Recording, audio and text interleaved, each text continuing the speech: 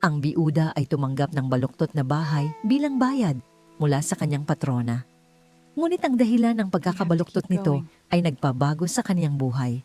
Si Elena Where ay are we isang going? biuda na may 6 na anak na nagugutom. Ang kanyang milyonaryong patrona ay nag-alok sa kanya bilang bayad ng isang lumang baluktot na bahay na walang gustong kunin.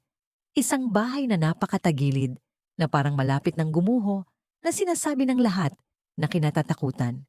Ngunit nang matuklasan niya kung bakit ito baluktot, musika, nang buksan niya ang saradong silid na nagpatagilid sa buong estruktura sa isang gilid. Naunawaan niya na masigit pa sa bubong ang natanggap niya at ngayon ay kailangan niyang ipagtanggol ng kanyang buhay ang ibinigay sa kanya ng kabutihang loob. Sabihin sa amin sa ibaba sa mga komento kung saang lungsod kayo nakikinig at simulan na natin ang kwento. Nang makita ni Elena Ramirez ang kanyang asawang si Roberto na bumagsak sa gitna ng paggawaan ng pagkakarpintero na may kamay na mahigpit na nakahawak sa kanyang dibdib at mga mata na dilat sa sakit. Alam niya na ang kanyang buhay ay biglang nagkadurog-durog. Walang oras para magpaalam, walang huling salita. Tanging ang malakas na pagbagsak ng katawan sa konkretong sahig, ang kanyang nagpipigil na sigaw at pagkatapos ay ang nakakabing katahimikan na nanahan sa kanilang tahanan na parang isang permanenteng multo. Si Roberto ay 42 taong gulang, si Elena ay 38 at mayroon silang 6 na anak na kailangan pakainin. Si Emil ay 14. Ang kambal na sina Matt at Santi ay 11. Si Leia ay 9. Ang maliit na si Carla ay 7. At si Gab na 2 taong gulang pa lang. Ang mga unang buwan ay parang pagbaba sa impyerno. Nagsara ang paggawaan. Lumaki ang mga utang. Dumating ang mga nagpapautang sa pinto upang maningil ng mga bayarin na hindi kayang bayaran ni Elena. Ibinenta niya ang mga gamit ni Roberto, ang iilan nilang magandang kasangkapan, maging ang kanyang singsing sa kasal. Ngunit wala pa rin itong sapat. Ang San Roque, ang bayan kung saan siya nakatira sa buong buhay niya, ay biglang naging mapanlait at malamig. Ang mga dating kaibigan ay tinitingnan siya ng may awa o mas masahol pa ng may halos hindi maitagong paghamak. Kawawang Elena, bulungan sa palengke. Paano niya bubuhayin ang 6 na anak na mag-isa? Isang hapon ng Oktubre, nagutom ang tiyan at umiiyak sa gutom ang mga anak sa bahay. Naglakad si Elena patungo sa Hacienda La Esperanza sa labas ng bayan. Ito ay isang napakalaking ari-arian na pag-aari ni Aling Estela Monteo, isang milyonaryong babae na kilala sa buong rehiyon dahil sa kanyang yaman at mahirap na ugali. Sabi-sabi biyuda rin siya, bagamat tumahigit 20 taon na ang nakalipas. Sabi-sabi matigas siya na parang bato at malamig na parang yelo, ngunit sabi-sabi rin na maganda siyang magbayad. Kumatok si Elena sa pinto ng serbisyo nang may nanginginig na mga kamay. Binuksan ito ng isang matandang babae na may matigas na mukha na tiningnan siya mula ulo hanggang paa ng may pagdududa. Ano ang kailangan mo? Naparito po ako para magtanong kung kailangan niyo ng tulong, sabi ni Elena. Nilulunok ang kanyang pagmamataas na parang durog na salamin. Kaya ko pong maglinis, magluto, kung ano man ang kailangan. May 6 po akong anak at dito ka lang maghintay. Putol ng babae at isinara ang pinto sa kanyang mukha. Naghintay si Elena sa ilalim ng matinding sikat ng araw. Nararamdaman ang pawis na umaagos sa kanyang likod at ang kahihiyan na nagpapaso sa kanyang mga pisngi. Halos 1 oras ang lumipas muling bumukas ang pinto.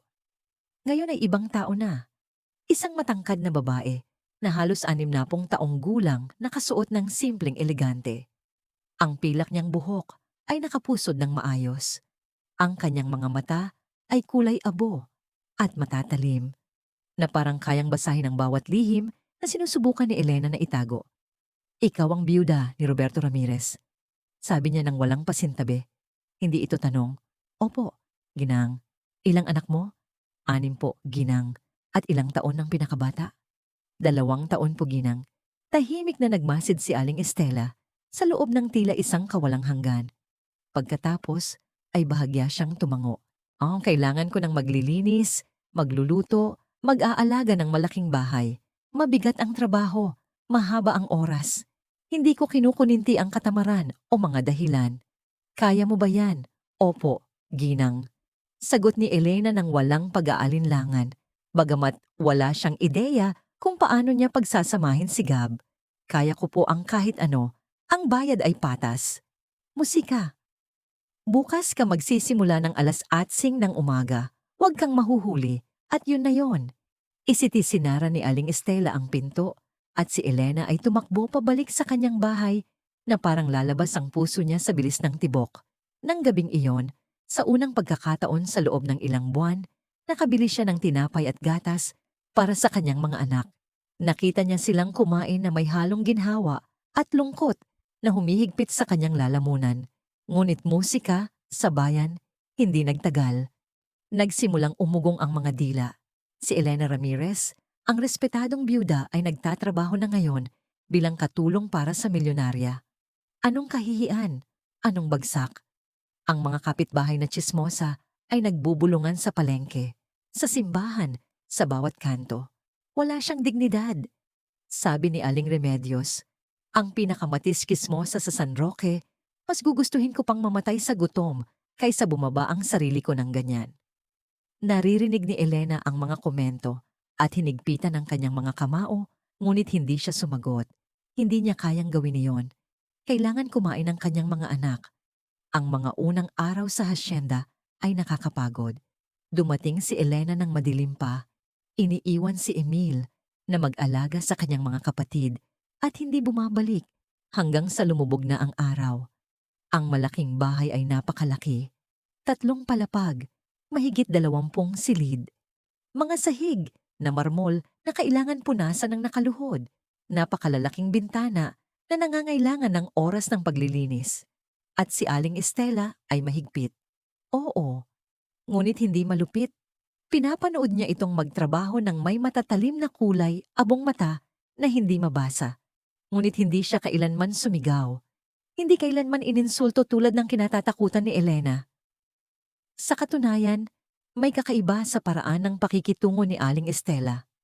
Minsan, musika. Kapag naglilinis si Elena ng silid-aklatan, nararamdaman niya ang tingin ng milyonarya sa kanya. Ibang beses, nagtatanong si Aling Estela ng hindi inaasahang mga bagay. Ang panganay mo bang anak ay pumapasok sa eskwela? Malusog ba ang sanggol? Ano ang pinag-aralan ng asawa mo? Sumasagot si Elena ng may paggalang, ngunit may katapatan at unti-unti may nagbago. Nagsimulang bigyan ni Aling Estela ng mga damit na hindi na niya ginagamit. Mga lumang laruan ng kanyang anak para kay Gab, mga libro para kay Emil. Maliliit na kilos na tinatanggap ni Elena nang may labis na pasasalamat. Isang hapon ng Nobyembre, habang nagwawalis si Elena sa koridor ng 2 palapag, nakarinig siya ng malalakas na boses na nanggagaling sa opisina ni Aling Estela. Ito ay ang kanyang mga pamangkin na sina Rodolfo at Fee Montejo na bumibisita sa hasyenda bawat buwan na may dahilan na tignan kung kumusta ang tiya. Ngunit sa totoo ay gusto lang nilang siguraduhin na buo pa rin ang kanilang mana. Tiya, katawa-tawa na namumuhay ka mag-isa sa napakalaking bahay na ito na may isang katulong lang. Sabi ni Rodolfo na may malambing na boses. Dapat ay lumipat ka na sa amin sa Manila. Mas maaalagaan ka namin. Hindi ko kailangan ng tagapag-alaga, sagot ni Aling Estela na may boses na kasing tuyo ng disyerto. At lalong-lalo na kayo, musika, na naghihintay lang na mamatay ako para paghihatian ang natitira kong yaman. Ang katahimikan na sumunod ay tensyonado at napakalamig. Nanatili si Elena na paralisado na may hawak na walis. Hindi naglakas loob na gumalaw. Pagkatapos ay narinig niya ang galit na mga yapak ng mga pamangkin na bumababa sa hagdan ng kanilang makamandag na bulungan. Matigas ang ulo na matanda. Tignan natin kung sino ang magkakaroon ng huling salita. Nang gabing iyon, habang tinatapos ni Elena ang paglilinis ng kusina, pumasok si Aling Estela na may dalang baso ng tubig. Umupo sa mesa, isang bagay na hindi niya kailanman ginagawa at pinagmasdan siya ng tahimik sa mahabang panahon. Elena, sabi niya sa wakas. Ano ang gagawin mo kung mayroon kang maraming pera at walang sariling anak? Ang tanong ay nakakagulat. Iniwan ni Elena ang basahan sa lababo at humarap sa kanyang patrona. Hindi ko po alam, ginang. Siguro ay sisiguraduhin ko na hindi ito mapupunta sa maling mga kamay. Ngumiti si Aling Estela sa unang pagkakataon. Hindi ito mainit na ngiti kundi malungkot. Pagod.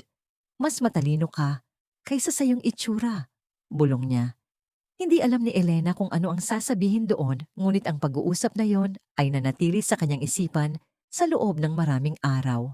2 linggo pagkatapos isang Sabado ng hapon, hiniling ni Aling Estela kay Elena na samahan siya upang suriin ang isang ari-arian na mayroon siya sa labas ng San Roque, malapit sa daan patungo sa Tagaytay. Iniwan ni Elena ang kanyang mga anak sa isang kapitbahay at sumakay sa SUV ng milyonarya. Kinakabahan at litong-lito. Dumating sila sa isang malaking lote na puno ng damo at mga ligaw na halaman kung saan nakatayo ang isang lumang bahay na gawa sa kahoy at laryo. Ngunit ang pinakakaiba sa bahay na yon ay ganap itong nakatagilid sa isang gilid na parang itinulak ng isang higanteng kamay. Ang mga dingding ay nakabaluktot sa imposibleng mga anggulo. Ang bubong ay parang malapit ng gumuho. Ang mga bintana ay basag. Ito ang aking lumang bahay, sabi ni Aling Estela habang naglalakad sila sa paligid ng istruktura. Ang lolo ko ang nagtayo nito. Halos 100 taon na ang nakalipas. Ngunit dekada na itong inabandona. Walang gustong kunin. Sabi nila pinamumugaran ito ng multo. Pinagmasdan ni Elena ang bahay ng may kuryosidad, higit sa takot. Hindi siya naniniwala sa multo, ngunit may kakaiba siyang napansin. Ang pagkakatagilid ay hindi pare-pareho. Parang may napakabigat na bagay ang humihila sa bahay sa isang partikular na gilid. Bakit po ito napakabaluktot, ginang? Tiningnan siya ni Aling Estela ng may matatalim na kulay abong mata. At sa isang sandali, naisip ni Elena na makakatanggap siya ng sagot. Ngunit muling ngumiti lang ang milyonarya na may misteryoso at pagod na ngiti. Yang mahal kong Elena ay isang lihim na ako lang ang nakakaalam.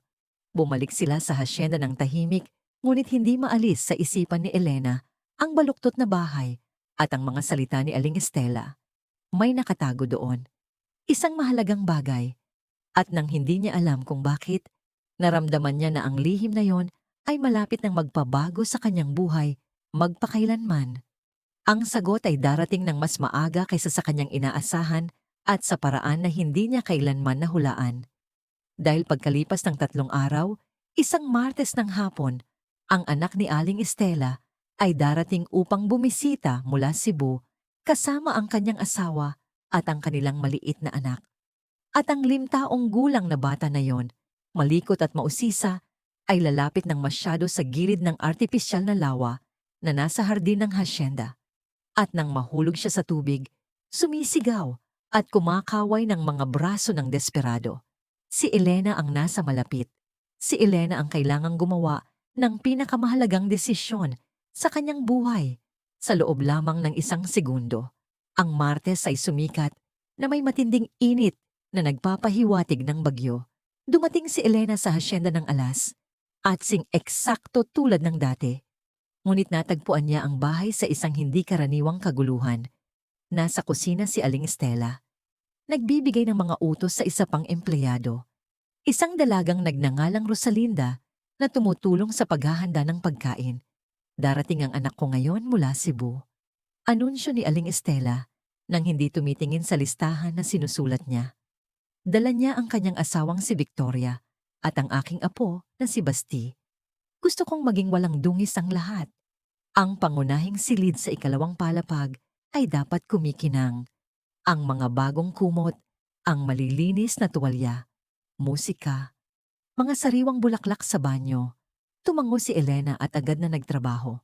Narinig na niya ang tungkol sa anak ni Aling Estela, si Javier Montejo, ngunit hindi pa niya ito nakikilala.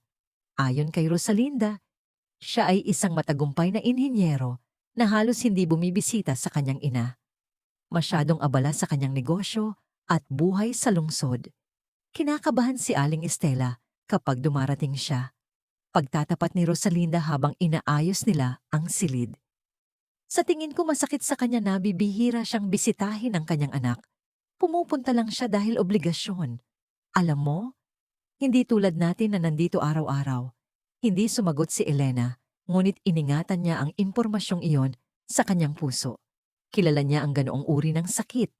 Ang sakit ng pagmamahal sa isang tao na hindi ka ginagantihan ng parehong intensidad.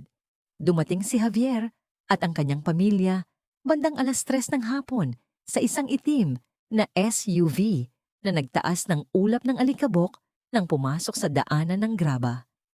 Nakita sila ni Elena mula sa bintana ng ikalawang palapag. Isang lalaki na halos 35 taong gulang, matangkad at gwapo. Nakasuot ng mamahaling ngunit kaswal na damit. Ang kanyang asawa, isang payat na babae na may blonde na buhok na may kulay at malalaking salamin sa araw. At ang bata na si Basti, isang maliit na 5 taong gulang na may maitim at kulot na buhok na tumalon mula sa kotse bago pa man ito ganap na huminto. "Basti, huwag!" Sigaw ni Victoria na may matinis at naiinis na boses. "Masasaktan ka!" Ngunit tumakbo na ang bata patungo sa bahay. Tumatawa at sumisigaw na parang ang buong mundo ay kanyang palaruan. Lumabas si Aling Estela upang salubungin sila na may ngiting pensedo. Maingat na bumaba si Elena ng hagdan upang hindi makagulo. Ngunit tinawag siya ni Aling Estela. "Elena, halika. Gusto kong makilala mo ang aking pamilya." Lumapit si Elena na magkasalikop ang mga kamay sa harap ng kanyang apron. Nararamdaman ang pagtatasan ng tingin ni Javier at Victoria sa kanya. Siya si Elena Ramirez. Sabi ni Aling Estela na may tono na sa tingin ni Elena ay halos ipinagmamalaki. "Nagtatrabaho siya sa akin ng 2 buwan na. Siya ay isang pambihirang babae. Maraming salamat." Bulong ni Elena na may bahagyang pagyuko ng ulo. Binalik ni Javier ang pagbati ng may kabaitan. Ngunit halos hindi siya tiningnan ni Victoria bago humarap sa kanyang biyenan. "Anang Estela, nakakainit ng panahon. Wala ba kayong aircon sa bahay na ito?" "Nasa mga silid ang aircon." Sagot ni Aling Estela na may sapilitang pasensya. Ipapakita ni Elena kung saan sila pwedeng magpalamig. Habang umaakyat ng hagdan na may dalang bagahe ng mga bisita, narinig ni Elena si Basti na tumatakbo sa lahat ng dako. Hinahawakan ng lahat. Sumisigaw ng mga tanong na walang sumasagot. Ang bata ay may ganoong ligaw na enerhiya ng mga bata na hindi pa nakaranas ng limitasyon. Ang natitirang hapon ay lumipas sa isang tensyonadong kapaligiran. Sa hapunan na inihanda ni Elena sa pangunahing silid kainan, halos hindi nag-usap sina Javier at Victoria kay Aling Estela. Ang mga pag-uusap ay mababaw, puno ng awkward na pagtigil. Hindi umupo si Basti ng kahit 1 minuto. Patuloy na tumatayo upang tumakbo sa paligid ng mesa o hilahin ng mantel. "Bast, musika, umupo ka," sabi ni Victoria nang walang paninindigan nang hindi man lang tumitingin sa kanya. Pinagmasdan ni Aling Estela ang kanyang apo na may halong pagmamahal at lungkot. Napansin ito ni Elena habang nagliligpit ng mga plato. Ikinaway ng milyonarya ang kanyang kamay patungo sa bata nang dumaan ito sa kanyang tabi. Ngunit iniiwasan ito ni Basti at patuloy na tumakbo. Ang sakit sa mata ni Ginang Estela ay parang punyal kay Elena. Pagkatapos ng hapunan, nagretiro sina Javier at Victoria sa kanilang silid. Sinasabing pagod sa biyahe. Si Basti sa kabilang musika banda ay puno pa rin ng enerhiya. Imininungkahi ni Aling Estela na lumabas siya upang maglaro sa hardin kung saan mas malaki ang espasyo. Tumakbo palabas ang bata nang hindi naghihintay ng sagot. Tinawag ni Elena si Aling Estela nang matapos siyang maghugas ng pinggan. "Lumabas ka at bantayan mo ang bata. Hindi ako nagtitiwala na nagbabantay ang mga magulang niya." Lumabas si Elena sa hardin na may bukol sa tiyan. Nagsisimulang lumubog ang araw. Nagpipinta sa langit ng kahel at lila. Tumakbo si Basti sa pagitan ng mga puno. Hinahabol ang mga imahinasyong paru-paro at sumisigaw ng buong lakas. Sinusundan siya ni Elena sa ligtas na distansya, handang umaksyon kung kinakailangan. Napakalaki ng hardin ng hasyenda na may perpektong alagang damuhan, mga lumang rosal At sa dulo malapit sa hangganan ng ari-arian, isang artiyal na lawa na ipinagawa ng lolo ni Aling Estela, dekada na ang nakalipas. Ang lawa ay may lapad na halos 20 metro at napapalibutan ng mga puno. Ang tubig ay mukhang madilim at malalim sa ilaw ng takip silim. Tumakbo si Basti patungo sa lawan na parang may humihila sa kanya. Binilisan ni Elena ang kanyang lakad. Basti, huwag kang masyadong lumapit sa tubig. Tawag niya ng may matigas ngunit mabait na boses. Tiningnan siya ng bata sa kanyang balikat at ngumiti ng may malikot na ngiti na taglay ng lahat ng bata kapag alam nilang gagawa sila ng isang ipinagbabawal na bagay. Pagkatapos ay patuloy siyang tumakbo ng mas malapit sa gilid. Basti, huminto ka. Giit ni Elena ngayon ng may pagmamadali sa kanyang boses, ngunit yumuko ang bata sa tabi ng tubig, nahihimok ng isang bagay na lumulutang sa ibabaw. Si Elena ay 5th metro ang layo nang makita niya ang mangyayari 1 segundo bago ito nangyari. Masyadong yumuko si Basti na wala ng balanse, nagkaway ang kanyang mga braso sa hangin. Naghahanap ng mahahawakan at pagkatapos ay nahulog sa tubig na may splash na umalingaw-ngaw sa katahimikan ng takip silim na parang putok ng baril. Hindi nag-isip si Elena, hindi nagkalkula, hindi nag-alinlangan. Kahit isang sandali. Musika, lumukso siya sa lawa kasama ang kanyang damit. Kasama ang kanyang sapatos na parang pasa niya ang buong mundo. Ang tubig ay napakalamig at mas malalim kaysa sa inaasahan. Musika. Lumubog siya hanggang sa ilalim. Nararamdaman ang malamig na putik sa ilalim ng kanyang mga paa bago siya umangat. Ang kanyang mga mata ay nagniningas sa dumi ng tubig, ngunit nakita niya ang maliit na figura ni Basti na lumulubog. Ang kanyang maliliit na braso ay humihina ang pagkaway. Ang kaniyang bibig ay nakabukas sa isang tahimik na sigaw. Lumangoy si Elena patungo sa kanya ng buong lakas na natitira sa kanyang katawan. Hinawakan niya ang bata sa baywang. Sa sandaling handa na itong sumuko, hinila niya ito patungo sa kanyang dibdib at sumipa ng mga binti. Lumalaban sa bigat ng tubig na nagpapabasa sa kanyang damit at humihila sa kanya pababa. Bawat galaw ay isang paghihirap. Sumisigaw ang kanyang baga sa kakulangan ng hangin. Nanginginig ang kanyang mga kalamnan sa pagod. Ngunit hindi siya sumuko. Lumitaw siya sa ibabaw na may daladalang si Basti. Umuubo at dumudura ng tubig. Ang bata ay umiiyak na takot na takot. Kumakapit sa kanya ng may nakakagulat na lakas para sa isang maliit na bata. Lumangoy si Elena patungo sa pampang. Bawat paglangoy ay mas mahirap kaysa sa nauna. Hanggang sa wakas ay nahawakan ng kanyang mga kamay ang damuhan. Gumapang siya palabas ng lawa na nakakapit pa rin sa kanyang dibdib ang bata. Nanginginig ng husto, basa hanggang buto. Umuubo at umiiyak si Basti. Ngunit buhay siya, humihinga siya. Pinahiga siya ni Elena sa damuhan at sinuri ang kanyang bibig upang siguraduhin na walang tubig na nakakulong. Tinitigan siya ng bata ng may malalaking mata, puno ng luha at takot. Tapos na, bulong ni Elena. Hinahaplos ang kanyang basang buhok. Ligtas ka na, tapos na ang lahat. Ang mga sigaw ay dumating pagkatapos ng isang sandali. Tumakbo si Aling Estela mula sa bahay nang may bilis na hindi inakala ni Elena na posible sa isang babae na kasing edad niya. Sa likod niya ay dumating sina Javier at Victoria na mukhang takot na takot. Basti sigaw ni Victoria. Lumuluhod sa tabi ng kanyang anak at inaagaw ito mula sa mga bisig ni Elena. Aking sanggol, aking sanggol. Lumuhod din si Javier. Sinusuri ang kanyang anak nang may nanginginig na mga kamay. Si Aling Estela sa kabilang banda ay direktang tiningnan si Elena. Ang kanyang mga kulay abong mata ay puno ng luha. Ikaw ang nagligtas sa kanya. Bulong ng milyonarya. Ikaw ang nagligtas sa kanya. Hindi nakasagot si Elena. Musika. Bigla ang lahat ng adrenaline na nagpakatatag sa kanya ay biglang nawala at nagsimula siyang manginig nang hindi makontrol. Binalutan siya ni Aling Estela ng sarili niyang panyo at tinulungan siyang tumayo. Rosalinda! Sigaw ni Aling Estela patungo sa bahay. Magdala ka ng mga kumot at mainit na tubig. Dali. Nang gabing iyon, Pagkatapos na dalhin si Basti sa ospital bilang pag-iingat at bumalik na may serpiko ng magandang kalusugan. Pagkatapos na magpalit ng damit si Elena at uminom ng mainit na tsaa hanggang sa tumigil siya sa panginginig, tinawag ni Aling Estela siya sa kanyang opisina. Ang milyonarya ay nakaupo sa likod ng kanyang mesa na gawa sa kahoy na may magkasalikop na mga kamay at ang tingin ay nakatingin sa isang punto sa dingding. Nang pumasok si Elena, tumingala si Aling Estela.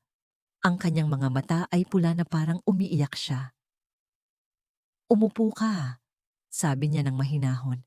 Sumunod si Elena, nararamdaman ang kakibang kaba. Huminga ng malalim si Aling Estela na parang nagtitipon ng lakas ng loob para sa isang napakahirap na bagay.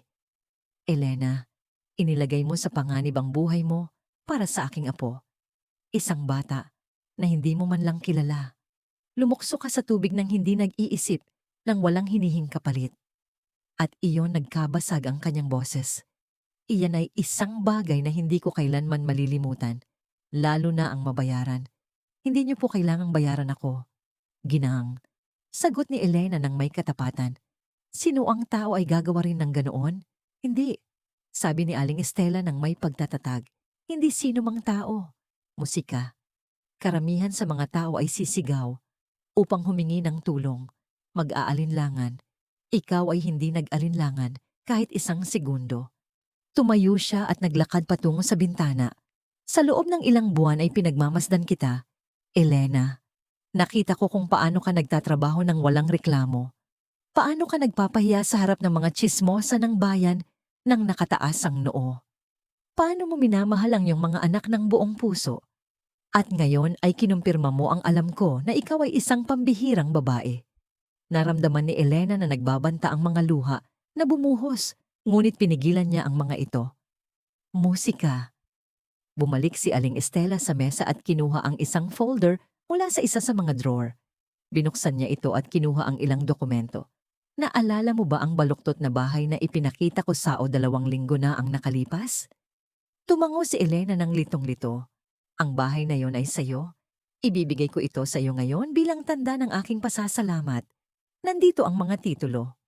Bukas ay pupunta tayo sa notaryo upang gawin ang opisyal na paglilipat." Hindi nakapagsalita si Elena.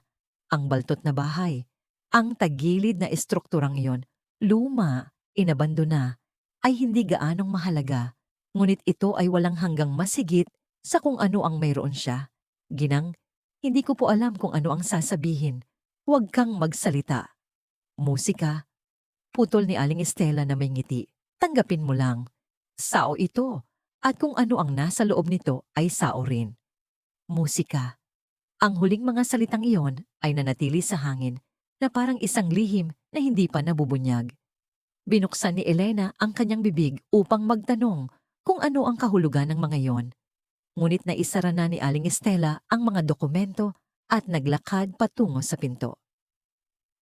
"Uuwi ka na ngayon sa iyong mga anak," sabi ng milyonarya. "Bukas ay pag-uusapan natin ang mga detalye." At huminto si Elena sa pintuan at tiningnan siya sa huling pagkakataon. "Salamat. Salamat sa pagliligtas ng tanging bagay sa mundong ito na mahalaga pa rin sa akin." Bumalik si Elena sa kanyang maliit na bahay na inuupahan ng gabing iyon na parang nananaginip. Isang bahay. Binigyan siya ni Aling Estela ng isang baluktot na bahay. Luma, inabando, musika, ngunit isang bahay sa wakas, isang sariling lugar. Ang unang hakbang tungo sa mas magandang buhay para sa kanya at sa kanyang mga anak. Ngunit may isang bagay sa mga salita ni Aling Estela na hindi maalis sa kanyang isipan. At kung ano ang nasa loob nito ay sayo rin. Ano ang nasa loob ng baluktot na bahay na yon? Anong lihim ang tinatago nito na nagpatagilid dito sa kakaibang paraan? At bakit ngumiti si Aling Estela na may halong lungkot at ginhawa ng sabihin niya na lahat iyon ay sa kanya? Ang mga sagot ay naroon. Naghihintay sa kanya sa tagilid na bahay na yon. At kapag sa wakas ay natuklasan niya ang mga ito, mauunawaan ni Elena na ang pagliligtas kay Basti ay hindi lamang isang gawa ng kabayanihan. Ito ay ang susi na magbubukas ng pinto tungo sa isang kapalaran na magpapabago sa kanyang buhay at sa buhay ng kanyang 6 na anak magpakailanman. Ngunit bago iyon, bago ang paglipat at ang pagtuklas, kailangan niyang harapin ang isang bagay na hindi niya inaasahan. Ang galit ng mga pamangkin ni Aling Estela, sina Rodolfo at Fee, na nalaman lamang na ang kanilang tiya ay nagbigay ng isa sa kanyang mga ari-arian sa isang simpleng katulong at hindi nila papayagan na mangyari iyon. Kumalat ang balita sa San Roque na parang apoy sa panahon ng tag-init. Si Elena Ramirez, ang mahirap na biuda na naglilinis ng mga sahig ng iba, ay may ari-arian na ngayon sa kanyang pangalan. Ang mga makamandag na dila ng bayan ay nagtatrabaho ng walang pahinga sa palengke, musika sa plaza, sa mga pinto ng simbahan. Ang tsismis ay lumalaki at nagiging iba-iba sa bawat pag-ulit. Sabi nila nilandi niya ang anak ng milyonarya. Bulong ni Aling Remedyo sa isang grupo ng mga kapitbahay. Kaya binigyan siya ng bahay. Sigurado may relasyon siya sa lalaki. Hindi. Narinig ko na sinadya ng bata na mahulog sa lawa. Dagdag ng isa pa, lahat ay plano para kumuha ng pera kay Aling Estela. Naririnig ni Elena ang mga bulungan kapag bumibili siya ng tinapay o kapag sinusundo ang kanyang mga anak sa paaralan at bawat salita ay parang sampal. Ngunit hindi na ito gaanong mahalaga sa kanya tulad ng dati. May mas mahalaga siyang pagtuunan ng pansin. Ang kanyang 6 na anak ay sa wakas magkakaroon ng sariling bubong, kahit na baluktot ang bubong na yon. Miyerkules ng umaga, dumating si Aling Estela upang sunduin siya sa kanyang SUV. Sumakay si Elena ng kinakabahan na may bukol sa tiyan. Pupunta sila sa opisina ni Notaryo Ramos, isang seryosong lalaki na may makapal na salamin at may uban na bigote na siyang humawak sa mga legal na usapin ng pamilya Montejo sa loob ng mahigit 30 taon. Habang nagmamaneho si Aling Estela sa mga kalsadang bato ng sentro, napansin ni Elena ang isang itim na kotse na sumusunod sa kanila sa isang distansya. Ito ay isang madilim na Mercedes na may tintadong bintana.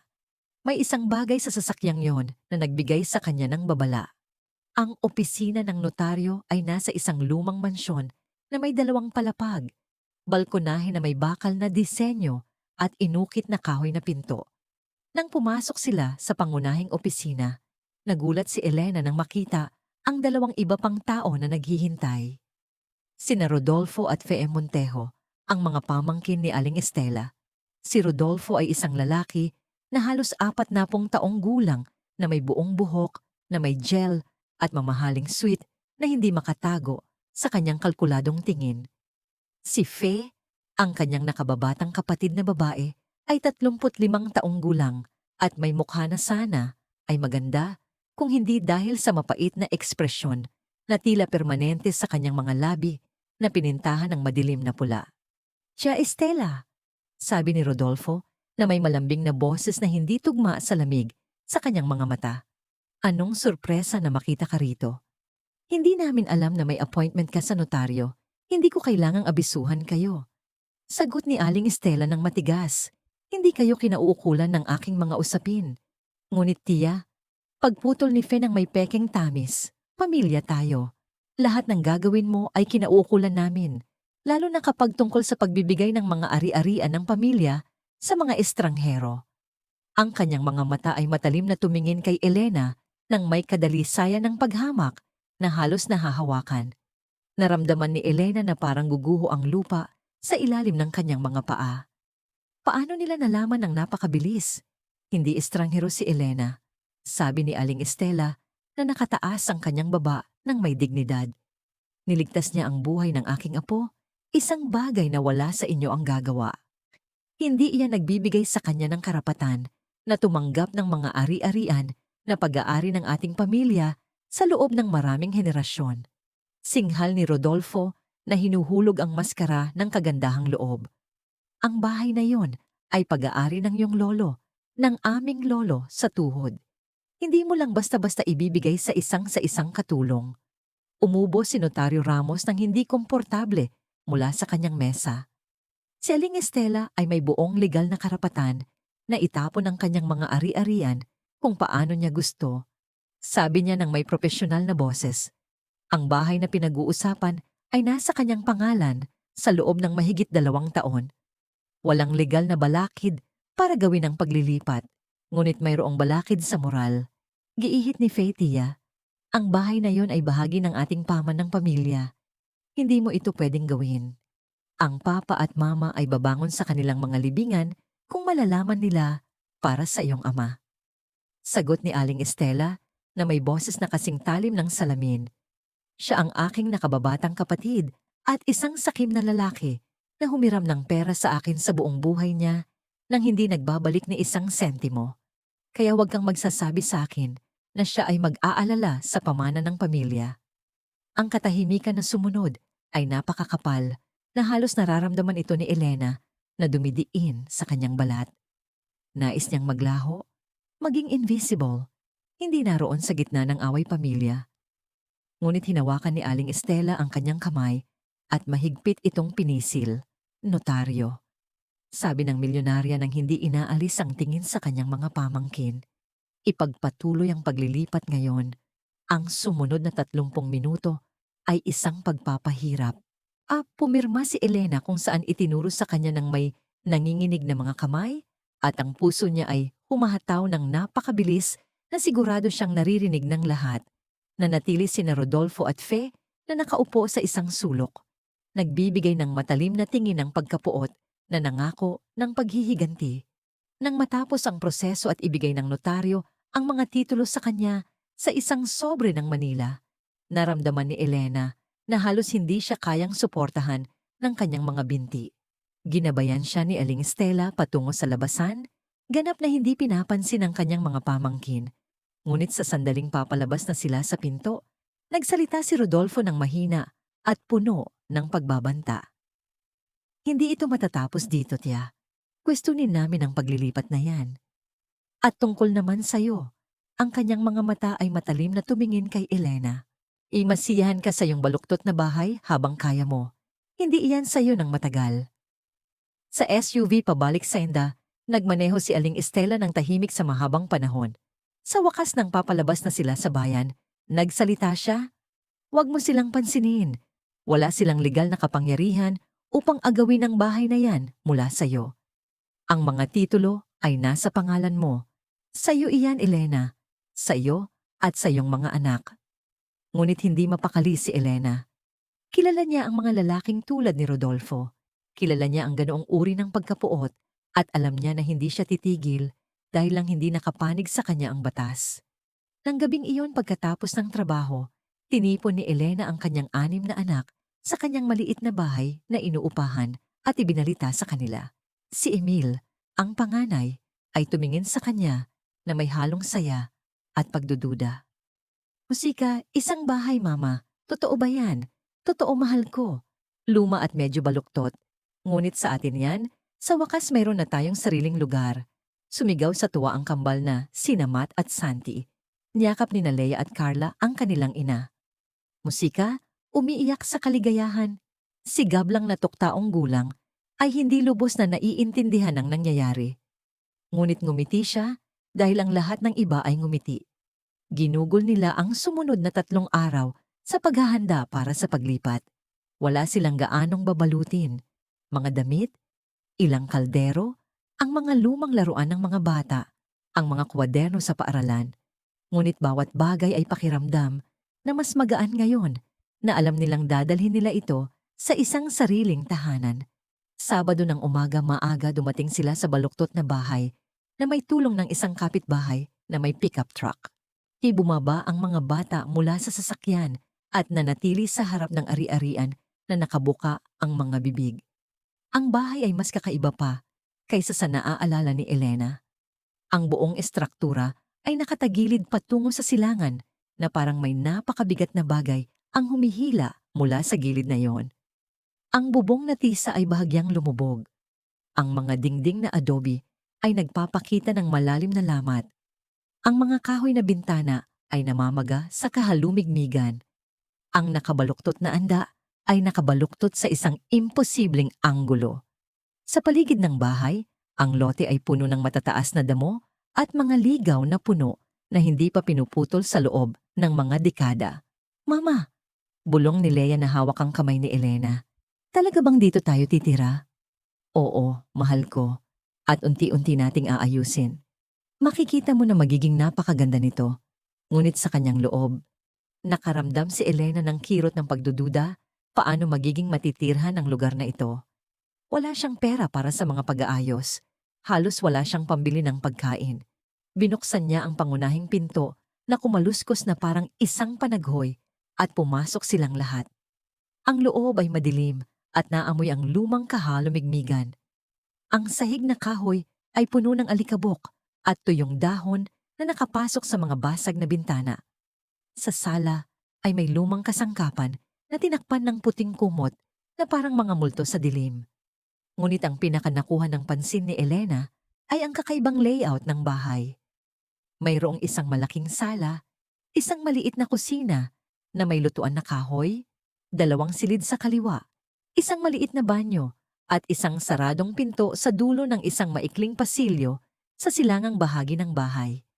Ang pinto ay gawa sa makapal na kahoy na may lumang musika, kinakalawang na padlak na nakasabit sa isang bakal na argola. Lumapit si Elena sa pinto at hinawakan ito ng kanyang palad. Ang kahoy ay malamig. Masyadong malamig para maging normal.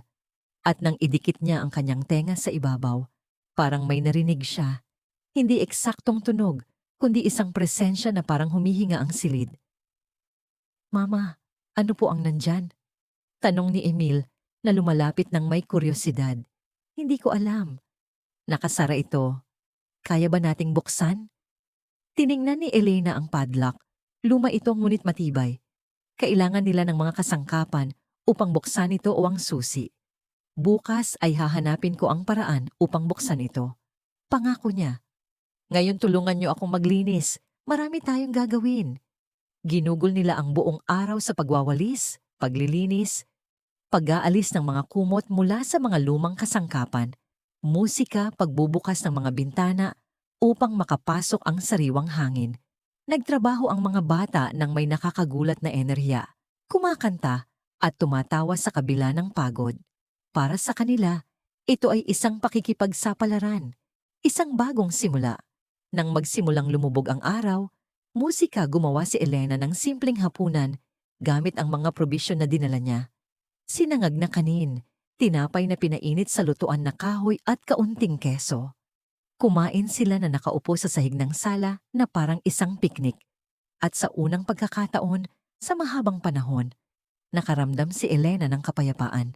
Nang gabing iyon, pinatulog niya ang mga bata sa 2 silid na pinagsaluhan ng mga lumang kutsyon na natagpuan nila sa isang aparador. Nanatili si Elena nagising ng kaunting oras o nakaupo sa baluktot na veranda, nakatingin sa mga bituin na kumikinang sa ligaw na lupa. Naisip niya si Aling Estela. Ang kanyang kabutihang loob, ang lihim na nasa kanyang mga salita, at kung ano ang nasa loob nito ay sayo rin. Tumayo siya at naglakad muli patungo sa saradong pinto. Ang buong buwan ay pumapasok sa mga basag na bintana. Lumilikha ng kakaibang anino sa mga tagilid na dingding. Hinawakan ni Elena ang padlak ng kanyang mga daliri at naramdaman muli ang kakaibang lamig. Ano ang tinatago mo? Bulong niya sa pinto. Ano ang napakabigat na nagpatagilid sa buong bahay patungo sa iyo? Walang sagot. Siyempre tanging ang katahimikan ng gabi at ang malayo na huni ng mga kuliglig. Ngunit nang bumalik siya sa sala upang matulog sa lumang sofa, napansin ni Elena ang isang bagay na hindi niya nakita noon. Sa frame ng saradong pinto, halos hindi nakikita sa dilim, merong isang maliit na inscription na nakaukit sa kahoy. Lumapit siya na may dalang kandila na sinindihan niya at binasa ang mga salita na kinainan ng panahon. Ang iyong pinoprotektahan ng iyong buhay ay magpoprotekta sa iyo. Isang kilabot ang bumalot sa kanyang likod. Sino ang nag-ukit niyan? Ang lolo ni Aling Estela? At ano ang ibig sabihin niyan? Malapit nang umalis si Elena nang may narinig siya na nagpatigil sa kanya. Isang tunog na nanggagaling sa loob ng saradong silid. Hindi ito malakas. Hindi ito nagbabanta. Ito ay isang mahina na kaluskos lang. parang lumang kahoy na nag-aayos o parang isang napakabigat na bagay na gumagalaw ng halos 1 metro. At pagkatapos sa katahimikan na sumunod, isinumpa ni Elena na may narinig siyang isa pang bagay. Isang bagay na parang imposible. Isang malalim, mabagal, musika, pasensyosong paghinga na parang ang anumang nasa silid na yon ay naghihintay sa loob ng maraming taon, mga dekada. Naghihintay na may dumating. Naghihintay na ang tamang tao ay sa wakas ay buksan ang pinto at tuklasin ang itinago ni Aling Estela mula sa mundo sa loob ng napakahabang panahon. Ang nagpatagilid sa bahay sa ilalim ng bigat ng pinakamalaking lihim ng kanyang buhay. Lunes ay sumikat na may nakakabagabag na katahimikan. Huminto ang ulan sa magdamag. Iniiwan ang lote na basa at ang hangin ay puno ng halumigmig. Maagang nagising si Elena na masakit ang katawan mula sa sofa at ang kanyang isipan ay nakakulong pa rin sa mga tunog na narinig niya sa likod ng saradong pinto. Naghanda siya ng mainit na lugaw na may asukal at kanela para sa mga bata ang natitirang tinapay at kape. Habang kumakain sila, napansin ni Elena na, "Mama, ayos ka lang ba? Mukha kang pagod?" "Ayos lang ako, mahal ko. Hindi lang ako nakatulog ng maayos." Ngunit hindi lang yon. Buong gabi ay naramdaman niya na may nagmamasid sa bahay mula sa labas. Ilang beses siyang bumangon upang tumingin sa mga basag na bintana. Ngunit wala siyang nakita, kundi dilim at ang mga puno na gumagalaw sa hangin. Pagkatapos ng almusal, hiniling niya kay Emil na manatili at alagaan ang kanyang mga kapatid. Kinuha niya ang 3 makapal na kandila na nakita niya sa isang drawer ng kusina, isang lighter, at naglakad patungo sa pasilyo ng may determinadong hakbang. Hindi niya na ito pwedeng ipagpaliban. Kailangan niyang malaman kung ano ang nasa silid na iyon. Kailangan niyang maintindihan kung bakit binigyan siya ni Aling Estela ng isang napakahalagang bagay. Ang pinto ay eksakto sa kung paano niya ito iniwan ng nakaraang gabi. Sarado na may padlock sa sahig. Sinindihan ni Elena ang 3 kandila. Inayos ang 2 sa sahig ng pasilyo para may backup na ilaw at hinawakan ang pangatlo ng matatag. Pagkatapos ay itinulak niya ang pinto. Sa pagkakataong ito ay bumukas ito ng walang pagtutol na parang tinanggap ng silid na sa wakas ay ilalabas na ito. Ang ilaw ng kandila ay tumagos sa dilim at ang nakita ni Elena ay nagpatigil sa kanyang hininga. Ang silid ay mas malaki kaysa sa kanyang inaasahan marahil sa 6 metro, ngunit bawat sentimetro ay okupado. Ang mga dingding ay natatakpan ng mga estante ng madilim na kahoy at sa mga estante na iyon ay merong lahat ng uri ng mga bagay. Mga bagay na maingat na nakasalansan, protektado ng tela.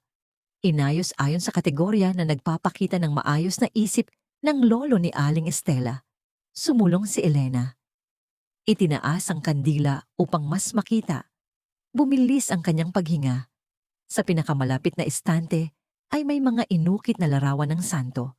Mga kolonyal na pinta ng mahal na birhen na may ginintuang halo, mga santo na may payapang ekspresyon, mga krus na inukit sa lumang kahoy.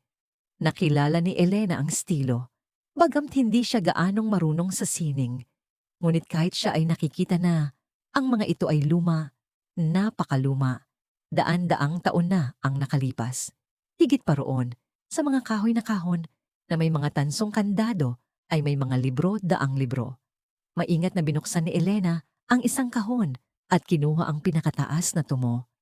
Ito ay isang malaking libro na may pabalat na nakaukit na katadpahina na naninilaw sa tagal. Siyang pamagat ay nasa lumang Kastila, halos hindi mabasa, ngunit nakita niya ang isang petsa, 1,600,000, 83,422 taong, musika, gulang. Nagpatuloy siyang sumulong na nanginginig ang mga binti. Sa gitna ng silid ay may mga bakal na baol na may mga kandado na bukas din na parang gustong ipa-access ni Aling Estela ang lahat kay Elena ng walang kahirapan. Lumuhod siya sa harap ng una at binuksan ito. Mga barya daan-daan, marahil libo-libong pilak na barya ang kumikinang sa ilaw ng kandila na parang maliliit na bituin. Kinuha ni Elena ang isa, nanginginig ang mga daliri. Mabigat ito. Malamig. May nakaukit na kalasag at mga letra na hindi niya mabasa ng maayos. Ngunit alam niya na ito ay purong pilak mula sa mga lumang minahan sa bansa.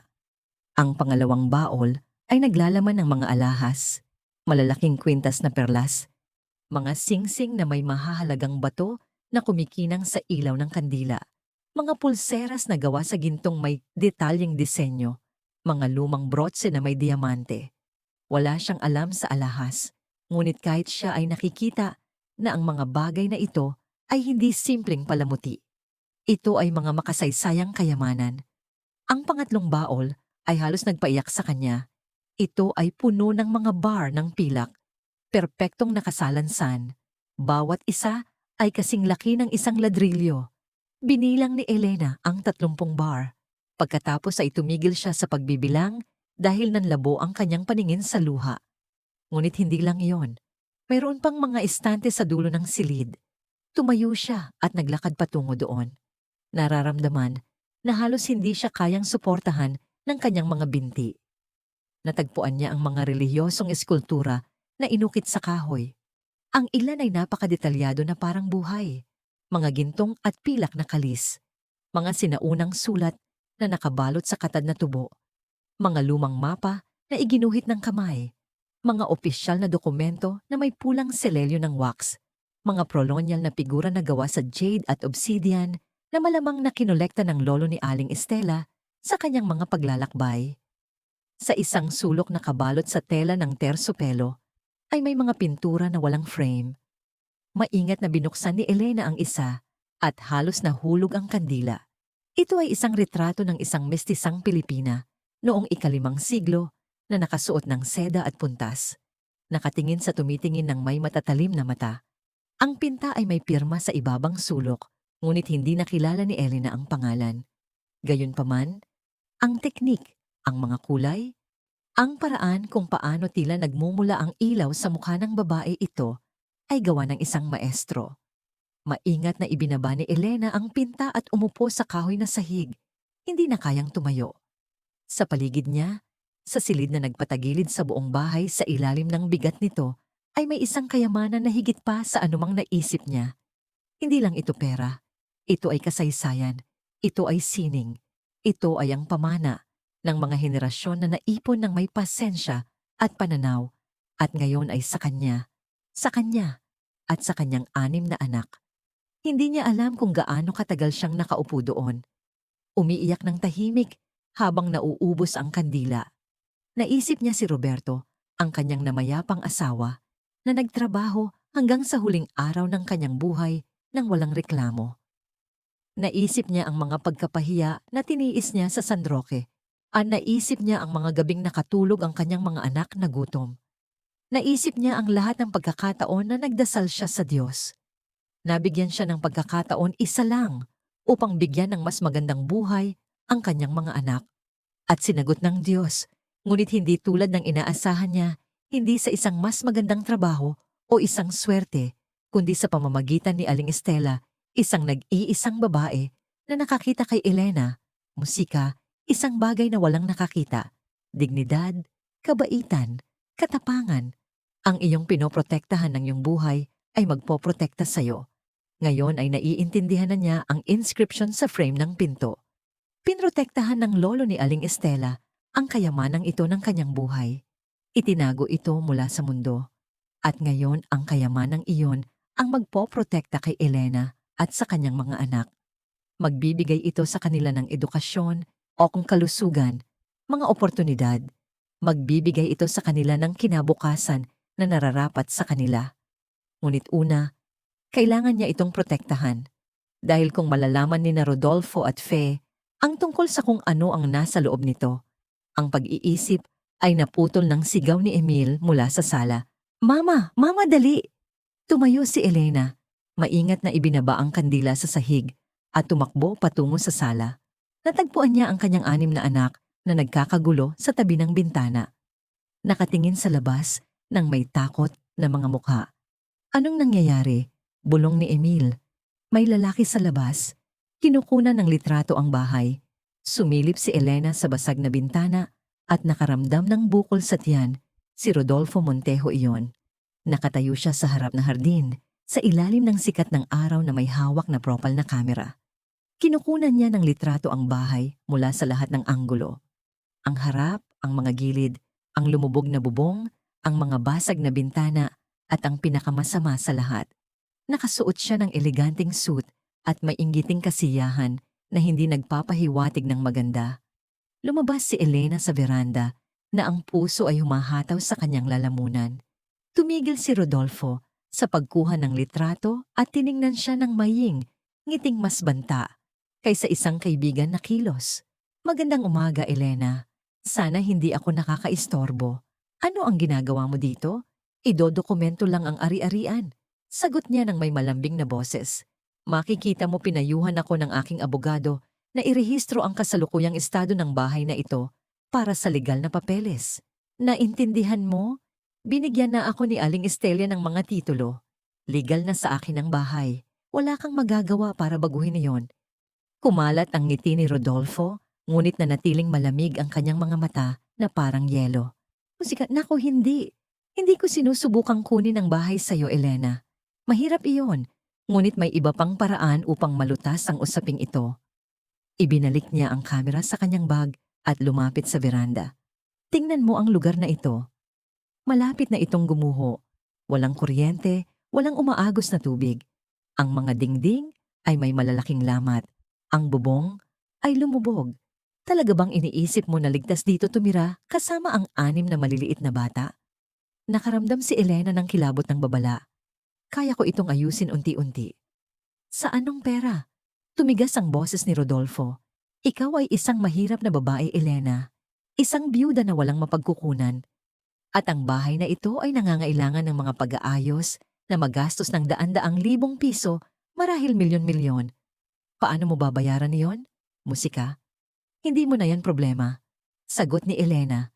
Nakakahanap ng tapang na hindi niya alam na mayroon siya. Ngunit problema iyan ng tanggapan ng civil protection. Sabi ni Rodolfo, musika, na may ngiting matagumpay. Naku, may kaibigan ako na nagtatrabaho doon at nagkataon kahapon ay nabanggit ko sa kanya na isang biyuda na may 6 na anak ang lumipat sa isang urang bahay na hindi ligtas. Sinabi niya sa akin na darating sila para magsagawa ng inspeksyon marahil bukas at kapag nakita nila ang estado ng lugar na ito, naghibibit balikat siya. Ipahayag nila itong hindi ligtas tirhan. Ipagbabawal nila sa iyo na tumira dito. At pagkatapos, ano ang gagawin mo? Naramdaman ni Elena na parang guguho ang kanyang mundo. Tama siya. Ang bahay ay isang kalamidad. At kung ipahayag ng civil protection na hindi ito matitirhan, ngunit huwag kang mag-alala. Patuloy ni Rodolfo na may pekeng awa. May solusyon ako. Bibilin ko ang bahay sao. Nag-aalok ako sao ng 50,000 piso cash. Ngayon mismo, mas malaki iyan kaysa sa halaga ng sirang bahay na ito. Sa perang yon, makakarenta ka ng desenteng bahay sa bayan habang naghahanap ka ng trabaho. 50,000 piso. Ito ay isang kayamanan para sa isang tao sa kanyang sitwasyon. Ngunit wala. Ganap na wala. Kumpara sa kung ano ang nasa saradong silid, hindi ito ibinibenta. Sabi ni Elena ng matatag. Bagamt nanginginig siya sa loob, nawala ang nangiti ni Rodolfo. Tumigas ang kanyang mukha na parang inukit sa bato. Pagsisisihan mo ito, sabi niya ng mahina at nagbabanta. O nagkamali ang tiya ko sa pagbibigay sa iyo ng ari-arian na ito at aayusin ko ang pagkakamaling iyon sa isang paraan o sa iba. Tumalikod siya at naglakad patungo sa kanyang itim na Mercedes. Bago siya sumakay, bumalik siya sa huling pagkakataon. At sa totoo lang, sinabi ko sa ilang tao sa San Roque tungkol sa bahay na ito at tungkol sa iyong magandang kapalaran. Alam mo na kung paano ang mga tao sa bayan Sismosa mausisa. Ibig kong sabihin, malapit ka nang magkaroon ng maraming bisita. Mga taong nagtatanong kung ano ang espesyal sa lumang bahay na ito para ibigay sa iyo ng tiya ko. Mga taong nag-iisip-isip, mga taong nag-iimbestiga. Malinaw ang mensahe. Magpapakalat si Rodolfo ng mga bulungan. Aakit ng pansin sa ari-arian na ito. At kung sapat na ang mga taong magsisimulang magtanong, sa huli ay may makakatuklas ng lihim ng saradong silid. Musika? Umalis ang Mercedes at lumayo. Nagtaas ng alikabok. Nanatili si Elena sa veranda, nanginginig sa galit at takot. Lumabas ang kanyang mga anak mula sa bahay at nagtipon sa paligid niya. Mama, sino po ang lalaking yon? Tanong ni Leia ng may takot na boses. Walang mahalaga. Mahal ko. Isang masamang tao lang na malapit ng matuto na hindi niya tayo pwedeng takutin. Ngunit sa kanyang loob, alam ni Elena ang katotohanan. Musika, nasa gulo siya, malubhang gulo. Gagamitin ni Rodolfo ang lahat ng kaparaanan na nasa kanyang kapangyarihan upang agawin ang bahay na ito mula sa kanya at wala siyang pera upang umarkila ng mga abogado. Wala siyang koneksyon sa politika. Wala siyang anuman maliban sa isang baluktot na bahay na puno ng mga kayamanan na hindi niya pwedeng ibenta. Nang hindi umaakit ng mapanganib na mga tanong, kailangan niya ng tulong at isa lang ang taong makakatulong sa kanya sa mundo. Emil, tawag niya sa kanyang panganay na anak. Kailangan mong manatili at alagaan ang iyong mga kapatid. Aalis ako sandali. Saan ka pupunta? Kay Aling Estela. Musikan. Hindi ito pwedeng ipagpaliban. Naglakad si Elena sa daanan ng lupa patungo sa pangunahing kalsada kung saan nakasakay siya sa isang bus na nagdala sa kanya sa San Roque. Mula doon ay sumakay siya sa isang taxi na hindi niya kayang bayaran patungo sa Hacienda La Esperanza. Nang kumatok siya sa pinto ng serbisyo, si Rosalinda ang nagbukas. Elena, ano ang ginagawa mo dito? Akala ko ay hindi mo na kailangan. Kailangan kong makausap si Aling Estela. Urgent. Pinapasok siya ni Rosalinda at hinanap ang milyonarya. Buwan naghintay si Elena sa kusina na magkasalikop ang mga kamay at ang puso ay humahataw. Nang pumasok si Aling Estela, ang kanyang mukha ay puno ng pag-aalala. Anong nangyari? Ayos ka lang ba? Ang mga bata ayos lang ba? Pumunta si Rodolfo sa bahay kaninang umaga. Sabi ni Musika Elena ng walang pag-aalinlangan. Kumuha siya ng mga litrato. Sinabi niya na tatawagan niya ang tanggapan ng civil protection para ipahayag itong hindi ligtas tirhan at nagkakalat siya ng mga bulungan sa bayan para magtaka ang mga tao kung ano ang espesyal sa bahay na yon. Isinara ni Aling Estela ang kanyang mga mata at bumuntong hininga ng mahaba at pagod. Alam ko nagagawa siya ng ganoon. Hindi kailanman tinatanggap ng pamangkin ko ang pagkatalo. Binuksan niya ang kanyang mga mata at tiningnan si Elena ng may determinasyon. Ngunit hindi niya alam kung sino ang kinakalaban niya. Ni siya ni ang civil protection ay hindi makakakuha ng bahay na yan mula sa'yo kung hindi mo gustong ibenta. Ang mga titulo ay legal at hindi matututulan. Ngunit kung ipahayag nila itong hindi matitirhan, hindi po ako makatira doon. At pagkatapos ay patuloy na pipilitin ni Rodolfo hanggang sa wala na akong pagpipilian kundi ibenta. Hindi kong aayusin muna natin ang bahay. Wala po akong pera para sa mga pag-aayos at binigyan niyo na ako ng sobra. Hindi na ako pwedeng humingi pa. Hinawakan ni Aling Estela ang mga kamay ni Elena. Elena, binuksan mo ang silid. Tumango siya na nagbabanta ang mga luha na bumuhos. Nakita mo ba kung ano ang nasa loob? Opo, nakita ko po lahat. Hindi ako makapaniwala na totoo yon. Hindi ako makapaniwala na akin na yon. Kung gayon, alam mo na ang sagot. O sabi ni Aling Estela ng mahinahon, ibenta mo ang isang piraso. Isa lang, musika, isang bagay na maliit na hindi gaanong makakuha ng pansin. Gamitin mo ang perang yon para ayusin ang bahay. Gawin itong matitirhan. At kapag dumating ang civil protection para inspeksyonin, wala silang legal na argumento para ipahayag itong hindi ligtas. Tiningnan siya ni Elena ng dilat ang mga mata. Ibenta ang isang piraso ngunit paano? Saan? Kanino? Tutulungan kita. May kilala akong mga tao, mga diskreto na kolektor, mga taong maganda magbayad at hindi nagtatanong ng nakakahiya. Ngumiti si Aling Estela. Hindi lang ang lolo ko ang may koneksyon sa pamilya. Alam mo, sa unang pagkakataon sa buong araw, nakaramdam si Elena ng kislap ng pag-asa. Uuwi ka na. Patuloy ni Aling Estela. Musika, pumili ka ng isang piraso mula sa silid. Isang mahalagang bagay. Ngunit hindi masyadong malaki. Dalhin mo sa akin bukas ng umaga at hahayaan mo na akong mag-asikaso ng iba. Niyakap ni Elena ang milyonarya ng mahigpit. Hindi kayang ipahayag sa mga salita ang pasasalamat na nararamdaman niya. Binalik ni Aling Estela ang yakap at sa sandaling iyon, ang dalawang nag-iisang babae ay kumapit sa isa't isa na parang mga nalunod sa gitna ng bagyo. Nang bumalik si Elena sa baluktot na bahay, hapon na lumubog ang araw. Nagpipinta sa langit ng kahil at lila. Tumakbo ang kaniyang mga anak upang salubungin siya at niyakap niya sila ng may lakas na nagpaiyak sa kanila sa tawa. Naghanda siya ng simpleng hapunan at pinatulog sila ng maaga. Kinakantahan sila ng mga kanta na madalas kantahin ni Roberto nang buhay pa siya. Pagkatapos ng tahimik na ang buong bahay, bumalik si Elena sa saradong silid na may dalang kandila. Lumuhod sa harap ng mga baol at nagsimulang suriin ang mga nilalaman nito ng maingat.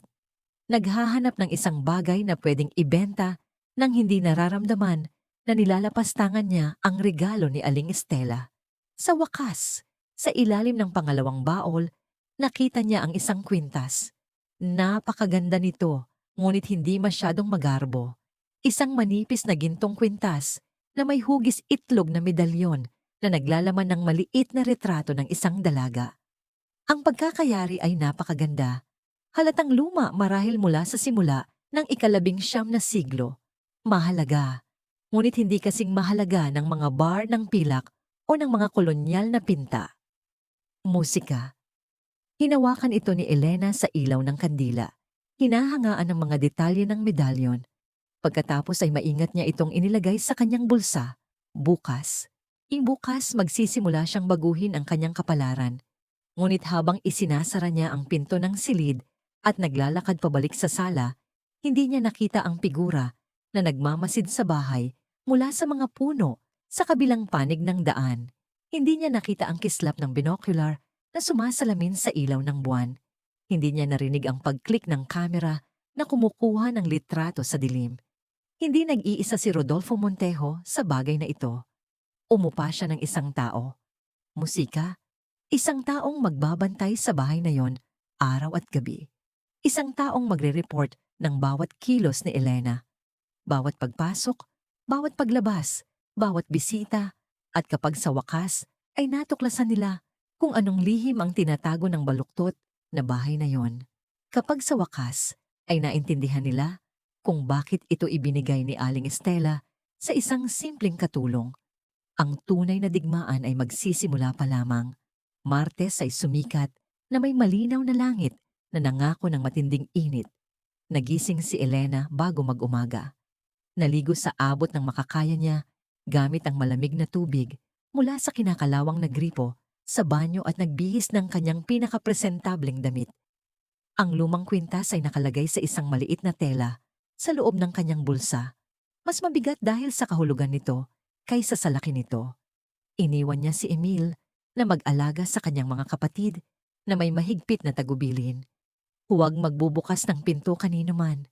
Panatilihing sarado ang mga bintana na mayroon pang salamin at kung makita nila ang itim na Mercedes ni Rodolfo ay magtago sa likod na silid hanggang sa umalis ito.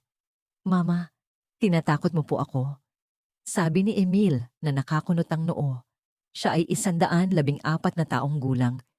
Ngunit minsan ay mukha siyang mas matanda, lalo na mula nang mamatay ang kanyang ama. Huwag kang matakot. Mahal ko. Mag-ingat ka lang. Babalik ako bago magtanghali. Ang paglalakbay patungo sa Hacienda La Esperanza ay tila walang katapusan. Bawat minuto na lumipas na malayo sa kanyang mga anak ay isang pagpapahirap. Ngunit nang sa wakas ay dumating siya at si Aling Estela, ang personal na nagbukas ng pinto. Naramdaman ni Elena na makahinga muli siya. Halika, halika, hinihintay kita.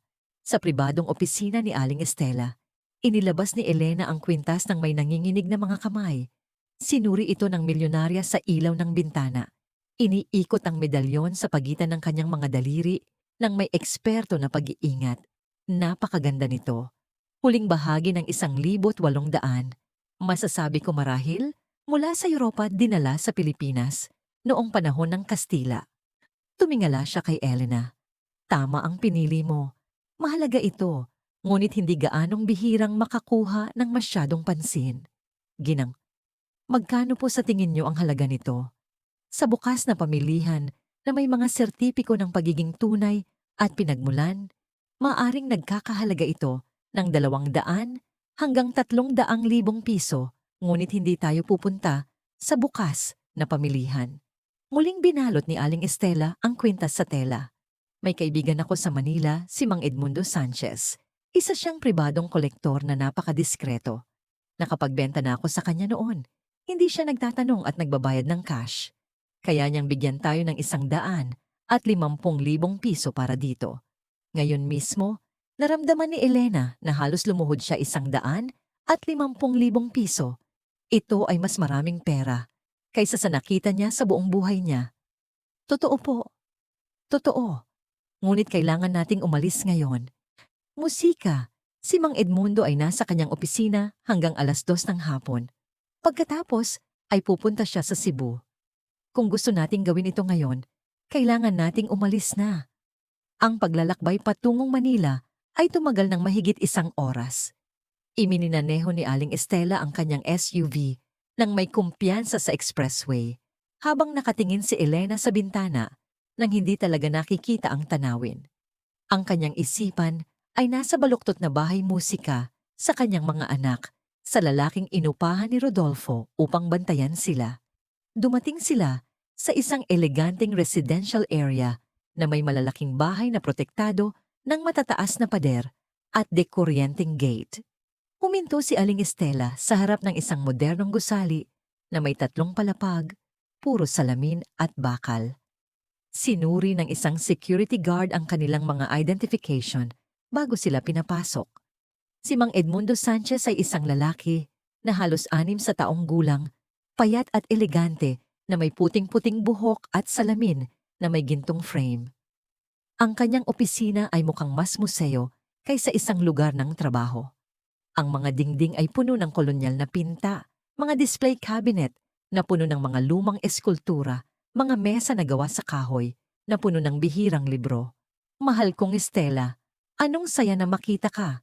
Bati niya ng may magandang boses. Pagkatapos ay tiningnan niya si Elena ng may kuryosidad. At sino ang iyong kaibigan?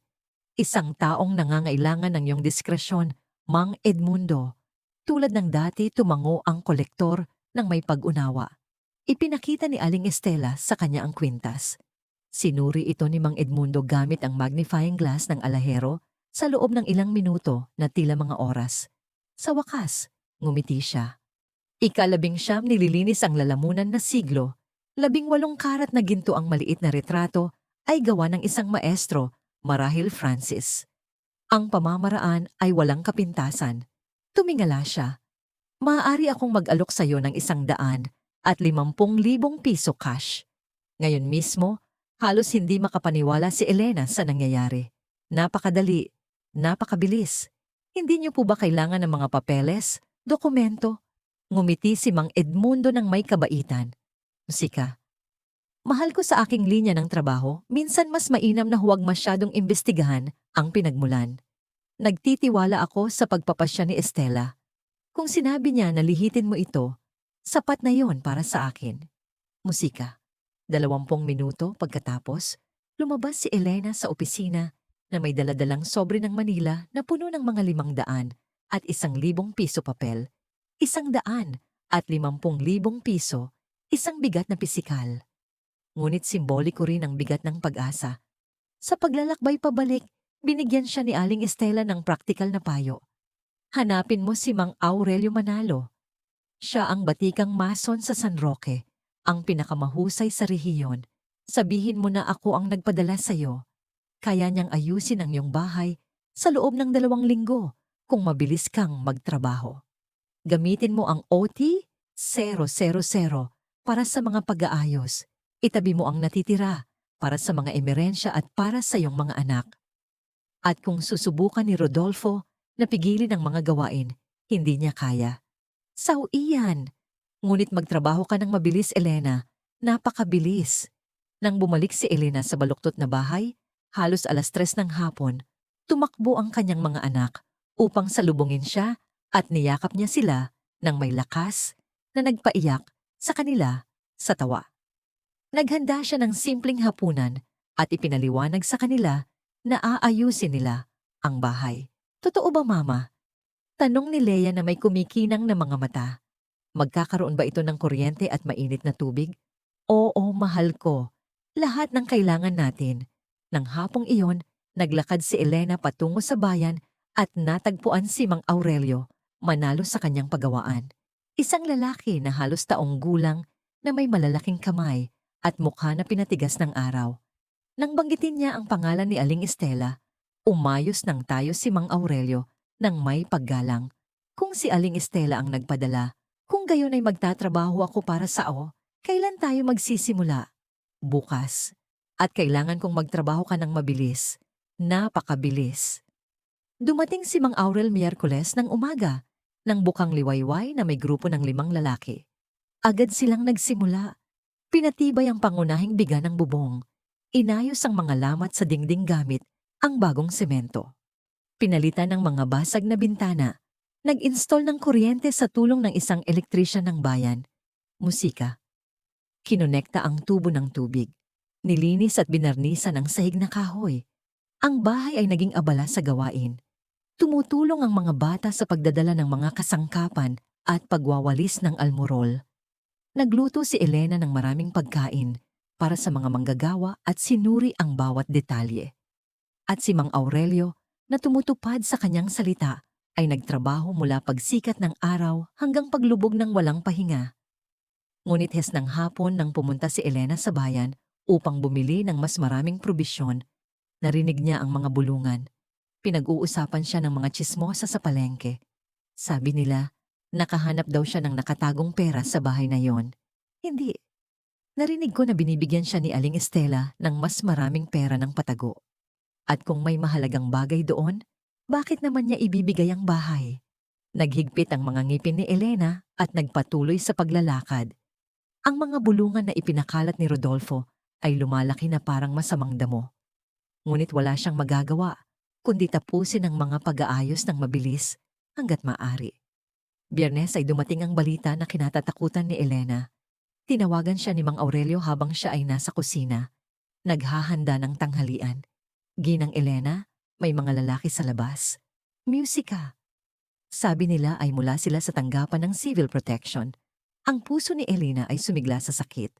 Lumabas siya sa veranda at nakita ang isang puting SUV na nakaparada sa daan. 2 lalaki na nakasuot ng asul na kamiseta at may clipboard ang bumaba mula sa sasakyan at sa likod nila.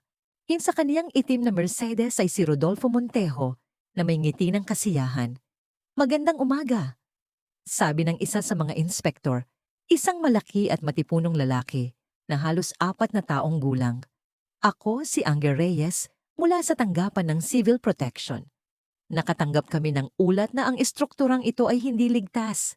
Narito kami upang magsagawa ng inspeksyon. Sige po, sabi ni Elena ng matatag. Bagamat at nanginginig siya sa loob. Tulad ng nakikita nyo, gumagawa kami ng mga pag-aayos. Lumapit si Mang Aurelio na may balumbon ng plano sa ilalim ng kanyang braso. Ingrabs, Reyes, ako po, si Aurelio Manalo, isang sertifikadong batikang mason. Narito po ang mga plano ng mga structural repairs na ginagawa namin. Lahat po ay ayon sa code, lahat ay musika ligtas. Sinuri ng inhinyero ang mga plano na nakakunot ang noo. Ang kanyang kasamahan ay naglakad sa paligid ng ari-arian. Kumukuha ng mga litrato, sumusukat ng mga lamat, sumusuri ng mga biga. Pinagmasdan ni Rodolfo mula sa kaniyang kotse na nakakrus ang mga braso at tensyonado ang ekspresyon. Ang inspeksyon ay tumagal ng mahigit 2 oras. Naghintay si Elena na may bukol sa tiyan habang sinuri ng mga inspektor ang bawat sulok ng bahay. Nang sa wakas ay natapos sila. Lumapit si Engra Reyes na may seryosong mukha. Ginang Ramirez, ang bahay na ito ay nasa napakahirap na kondisyon. Ang ilan sa mga pangunahing biga ay bulok. Ang bubong ay may panganib na gumuho. Ang mga electrical installation ay wala at mapanganib. Naramdaman ni Elena na parang guguho ang kanyang mundo ngunit nagpatuloy ang inhinyero. Gayunpaman, ang mga pag-aayos na ginagawa nyo ay sapat at propunal. Kung ipagpatuloy ni Mang Manalo ang trabaho ayon sa plano, sa loob ng 1 linggo, ang istrukturang ito ay magiging ganap na matitirhan at ligtas. Pumirma siya sa kanyang clipboard. Walang utos ng pagpapaalis. Maari kayong magpatuloy na tumira dito habang tinatapos ang mga gawain. Hinihiling ko lang na mag-ingat kayo sa mga bata sa paligid ng mga construction area. Kailangang sumandal si Elena sa dingding para hindi matumba. Maingat na ngumiti si Mang Aurelio. Ang iba pang manggagawa ay bumuntong hininga sa ginhawa. Bumaba si Rodolfo mula sa kanyang kotse na pula ang mukha sa galit. Musika. Paano posible? Ang bahay na ito ay isang pampublikong panganib. Ginoong Montejo. Sabi ni Enger Reyes na may propesyal ngunit malamig na tono. Ang teknikal na inspeksyon ay hindi sumusuporta sa iyong mga pahayag. Ang ari-arian na ito ay maayos na inaayos. Walang legal na dahilan para ipahayag itong hindi ligtas. Ngunit hindi nyo naiintindihan. Ang babaeng ito ay walang karapatang narito. Nagkamali ang tiya ko. Saang mga usapin ng ari-arian ay hindi sakop ng civil protection. Putol ng inhinyero. Kung mayroon kang legal na problema sa may-ari, lutasin mo iyan sa korte. Magandang umaga. Umalis ang mga inspektor sa kanilang SUV. Nanatili si Rodolfo sa tabi ng kanyang Mercedes. Nanginginig sa galit. Tiningnan niya si Elena ng may purong pagkapuot. Saan mo nakuha ang pera? Tanong niya ng mahina at mapanganib na boses. Saan mo nakuha ang pera para bayaran ang lahat ng ito? Hindi mo na yan problema. Sagot ni Elena. Nakakahanap ng tapang na hindi niya alam na mayroon siya. Musika. Binigyan ka ng tiya ko ng higit pa sa bahay. Tama ba? Humakbang si Rodolfo patungo sa kanya. May iba pa. May nakatago dito? Kaya baluktot ang bahay. Kaya niya ibinigay sa'yo. Mayroong mahalagang bagay. Umalis ka sa aking ari-arian. Sabi ni Elena ng matatag na boses. Ngayon tiningnan siya ni Rodolfo sa mahabang panahon pagkatapos ay ngumiti. Ngunit hindi ito isang masayang ngiti. Ito ay ang ngiti ng isang taong gumawa ng delikadong desisyon.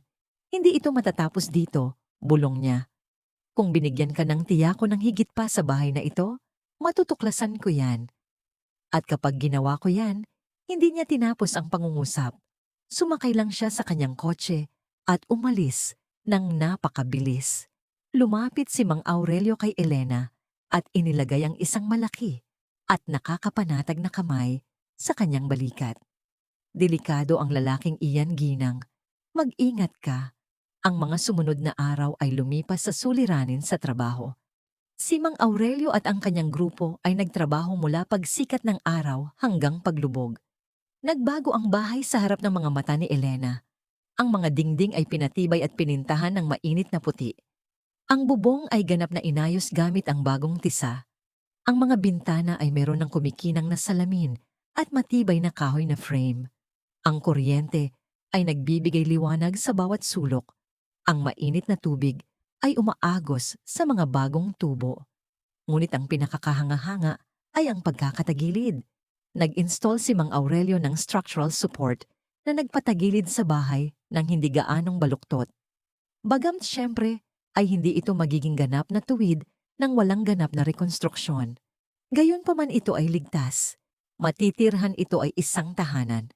Linggo nang halos tapos na ang mga gawain. Dumating si Aling Estela upang bisitahin sila.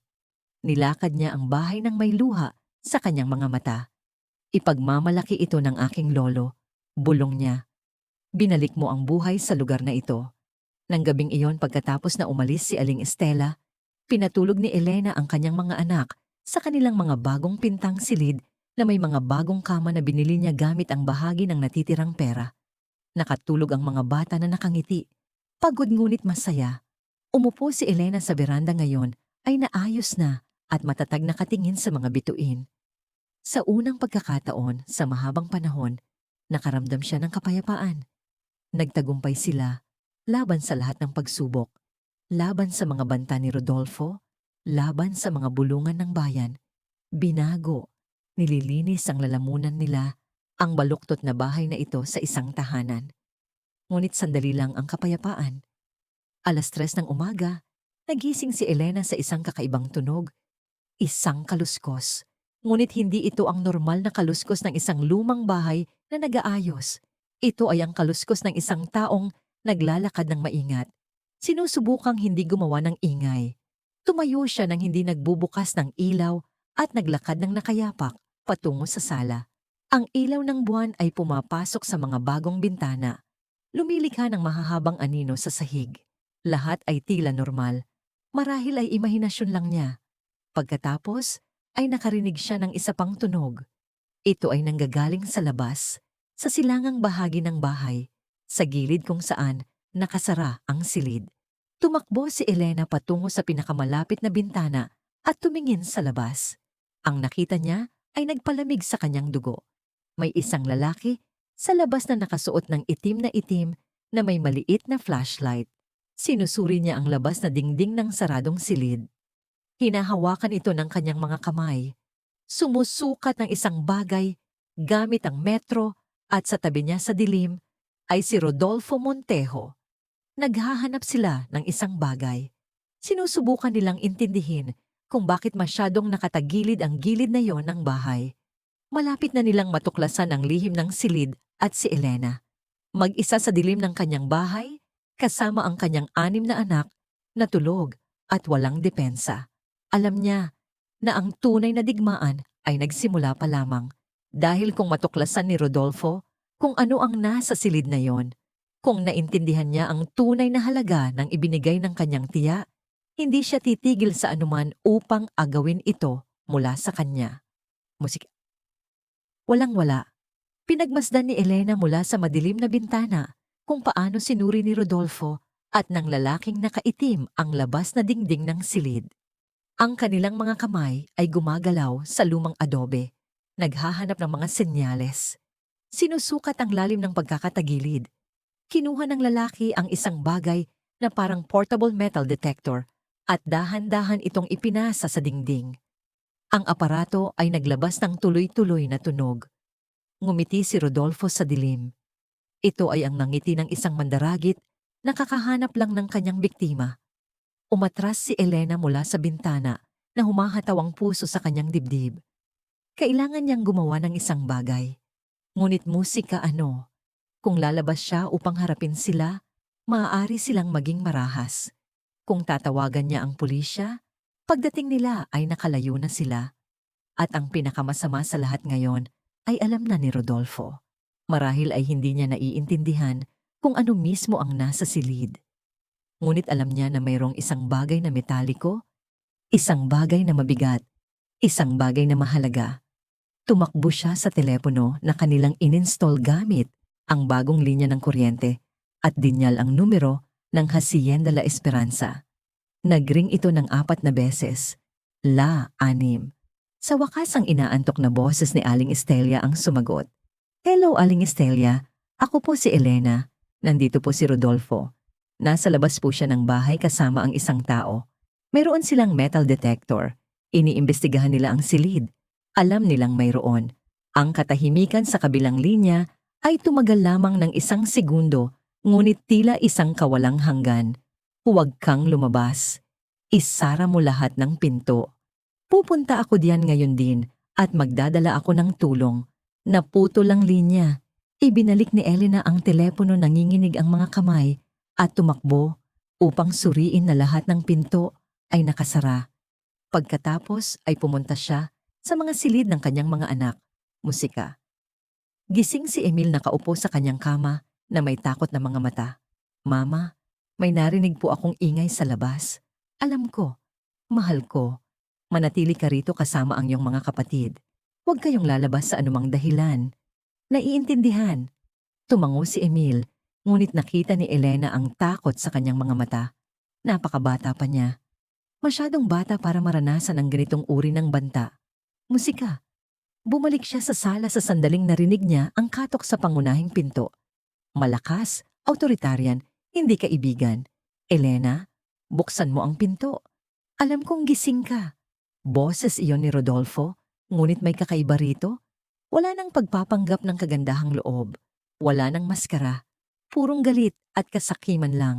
Umalis ka sa aking ari-arian o tatawagan ko ang pulisya. Sigaw ni Elena mula sa kabilang panig ng pinto. Sige, tawagan mo. Pagdating nila ay nakita ko na ang hinahanap ko. Narinig ni Elena ang mga yapak na papalayo sa pangunahing pinto. Tumakbo siya sa bintana at nakita ng may takot kung paano naglakad sina Rodolfo at ang lalaking nakaitim patungo sa likod ng bahay. Patungo sa saradong silid, may dalang mabigat na maso si Rodolfo. Sisirain nila ang dingding. Tumakbo si Elena patungo sa pasilyo na patungo sa silid. Idinikit niya ang kanyang likod sa saradong pinto na parang kayang pigilin ng kanyang katawan ang paparating. Narinig niya ang unang paghampas ng maso sa labas na adobe.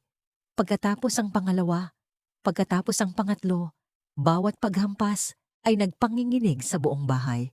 Huminto kayo. Sigaw niya ng buong lakas ng kanyang baga. Ito ang aking ari-arian. Igal ang ginagawa niyo. Ngunit nagpatuloy ang mga paghampas.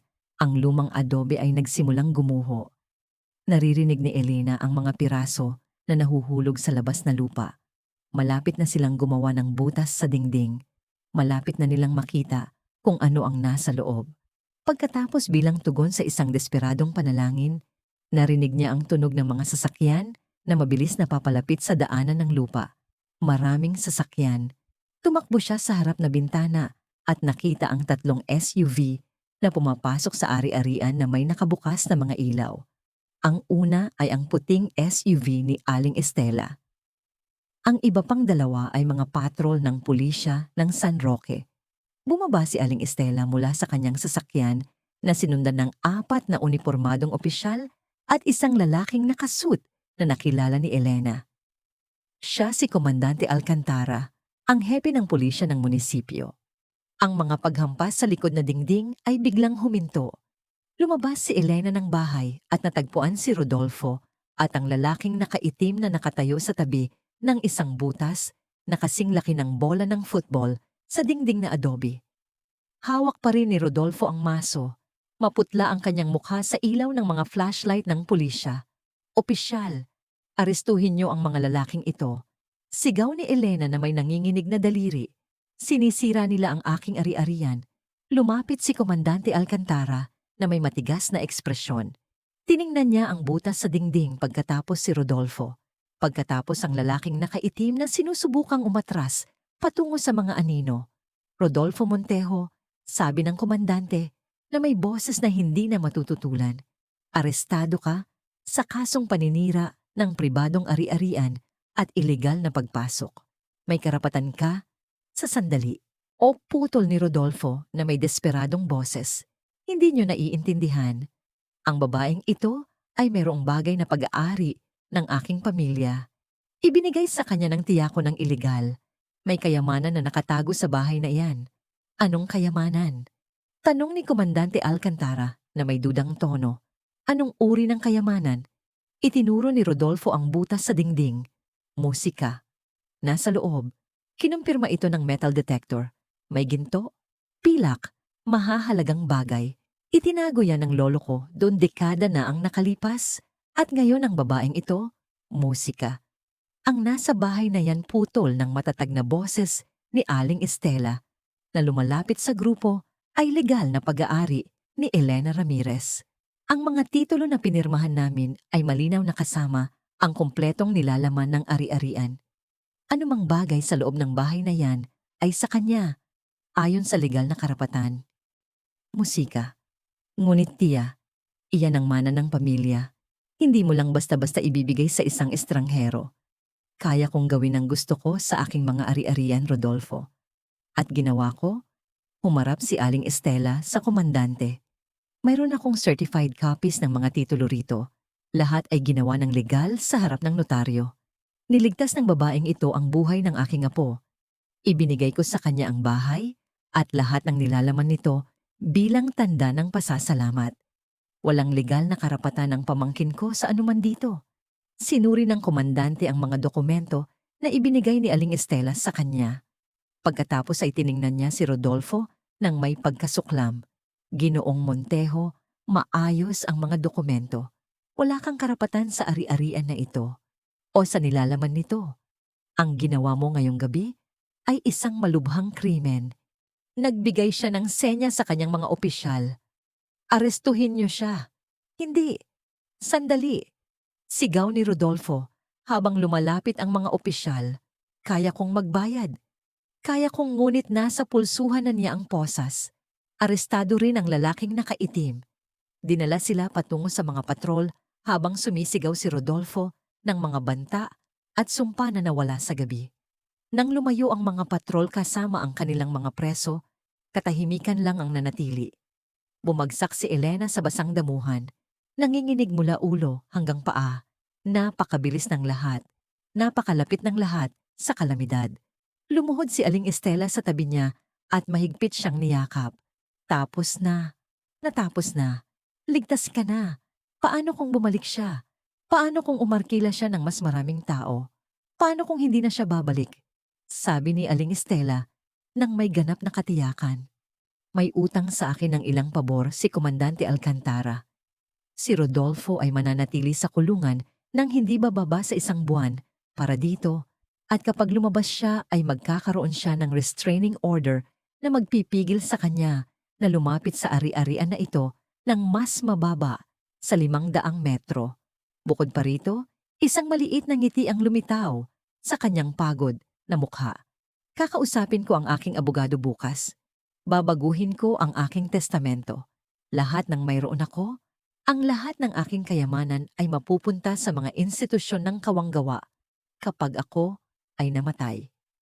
Hindi makakatanggap ni na Rodolfo at Fe ng kahit 1 sentimo kapag nalaman nila masyado silang magiging abala sa pag-aaway sa aking testamento para istorbuhin ka.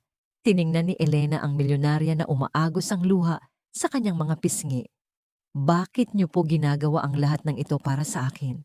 Di dahil ikaw ang anak na hindi ko kailanman nagkaroon. Dahil nakita ko saw ang isang bagay na matagal ko nang nawala. Tunay na kabaitan sa mundong puno ng kasakiman. Pinunasan ni Aling Estela ang kanyang mga luha gamit ang kanyang panyo. At dahil gusto ng lolo kong si Cornelio na ang kanyang kayamanan ay mapunta sa isang taong gagamitin nito para sa kabutihan. Isang taong tulad mo. Ang mga sumunod na araw ay panahon ng transisyon. Tinapos ni Mang Aurelio ang mga pag-aayos ng bahay kasama ang butas na ginawa ni Rodolfo sa dingding ng silid. Ang baluktot na bahay ngayon ay pinatibay at maganda ay naging inggit ng kapitbahayan. Si Elena sa payo ni Aling Estela ay nagsimulang magbenta ng mga piraso ng kayamanan ng maingat. 1 kwentas dito, 1 pinta doon. Palaging sa pamamagitan ni Mang Edmundo Sanchez, palaging may ganap na diskresyon. Hindi siya kailanman nagbebenta ng sapat para makakuha ng pansin, ngunit sapat para baguhin ang buhay ng kanyang pamilya. Una, bumili siya ng mas malaking bahay sa San Roque, malapit sa pinakamagandang paaralan. Pinanatili niya ang baluktot na bahay bilang investment property. Inuupahan ito sa isang batang pamilya na nagpuno dito ng tawanan at buhay. Ang lihim na silid ay maingat na inalis ang nilalaman at ang mga ito ay inilipat sa isang safety deposit box sa Manila kung saan si Elena at Aling Estela lamang ang may access. Nagsimula si Emil ng mga pribadong klase sa pinakamahusay na mga guro at nagpakita ng nakakagulat na talento sa matematika. Ang kambal na sina Matt at Santi ay nag-enroll sa isang programa ng football na nagpakita ng kanilang natural na kakayahan bilang mga manlalaro. Sa nagsimula si Lea ng mga leksyon sa piano at pinuno ang bagong bahay ng musika, sumali si Carla sa isang grupo ng sayaw, pang-folk, at kumikinang sa bawat pagtatanghal. At ang maliit na si Gab na ngayon ay 3 taong gulang ay pumapasok sa isang preschool kung saan siya natuto at lumaki na napapalibutan ng ibang mga bata. Si Elena sa unang pagkakataon sa kanyang buhay ay nagkaroon ng oras upang huminga, mag-isip, musika, mangap. Nag-aral siya sa gabi upang tapusin ang kanyang sekundarya na iniwan niya ng magpakasal kay Roberto. Natuklasan niya na mahilig siyang magbasa. Natuklasan niya na siya ay matalino, may kakayahan. Masigit pa sa sino ang nagsabi sa kanya. At si Aling Estela ay naging isang palaging presensya sa kanilang buhay. Nakikipaghapunan siya sa kanila nang hindi bababa sa 2 beses sa isang linggo. Dumadalo sa mga laro ng football ng kambal. Nakikinig kay Lea na tumugtog ng piano. Nagbabasa ng mga kwento kina Carla at Gab. Siya ay naging lola na hindi kailanman nagkaroon ng mga bata. 6 na buwan, pagkatapos ng pag-aresto kay Rodolfo, si Elena ay nasa kusina ng kanyang bagong bahay na naghahanda ng adobo para sa isang hapunan ng pamilya nang tumunog ang doorbell. Binuksan niya ang pinto at natagpuan si Javier Montejo, ang anak ni Aling Estela, na nakatayo sa pintuan kasama ang kanyang asawang si Victoria at ang kanyang anak na si Basti. Elena, sabi ni Javier nang may mapagpakumbabang boses. Alam kong hindi tayo gaanong magkakilala. Alam kong hindi ako naging pinakamahusay na anak sa aking ina. Ngunit palagi niyang pinag-uusapan ka. Ang iyong mga anak. Kung paano mo niligtas ang aking anak. Huminto siya ng halatang hindi komportable. Gusto kong personal na magpasalamat sa o at humingi ng paumanhin sa hindi paggawa nito ng mas maaga. Si Basti na ngayon ay sa 6 taong gulang ay nagtago sa likod ng mga binti ng kanyang ama na nahihiya. Ngunit nang makita niya si Elena, lumiwanag ang kanyang mga mata. Ikaw po ang ginang na nagligtas sa akin mula sa lawa. Lumuhod si Elena sa kanyang taas at ngumiti. Kumusta, Basti? Kumusta ka na? Ayos lang po. Sabi po ni Papa, bayani ka daw.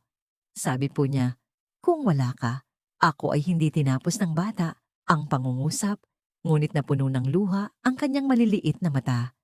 Niyakap siya ni Elena ng mahinahon. Ayos ka lang. Iyan ang tanging mahalaga.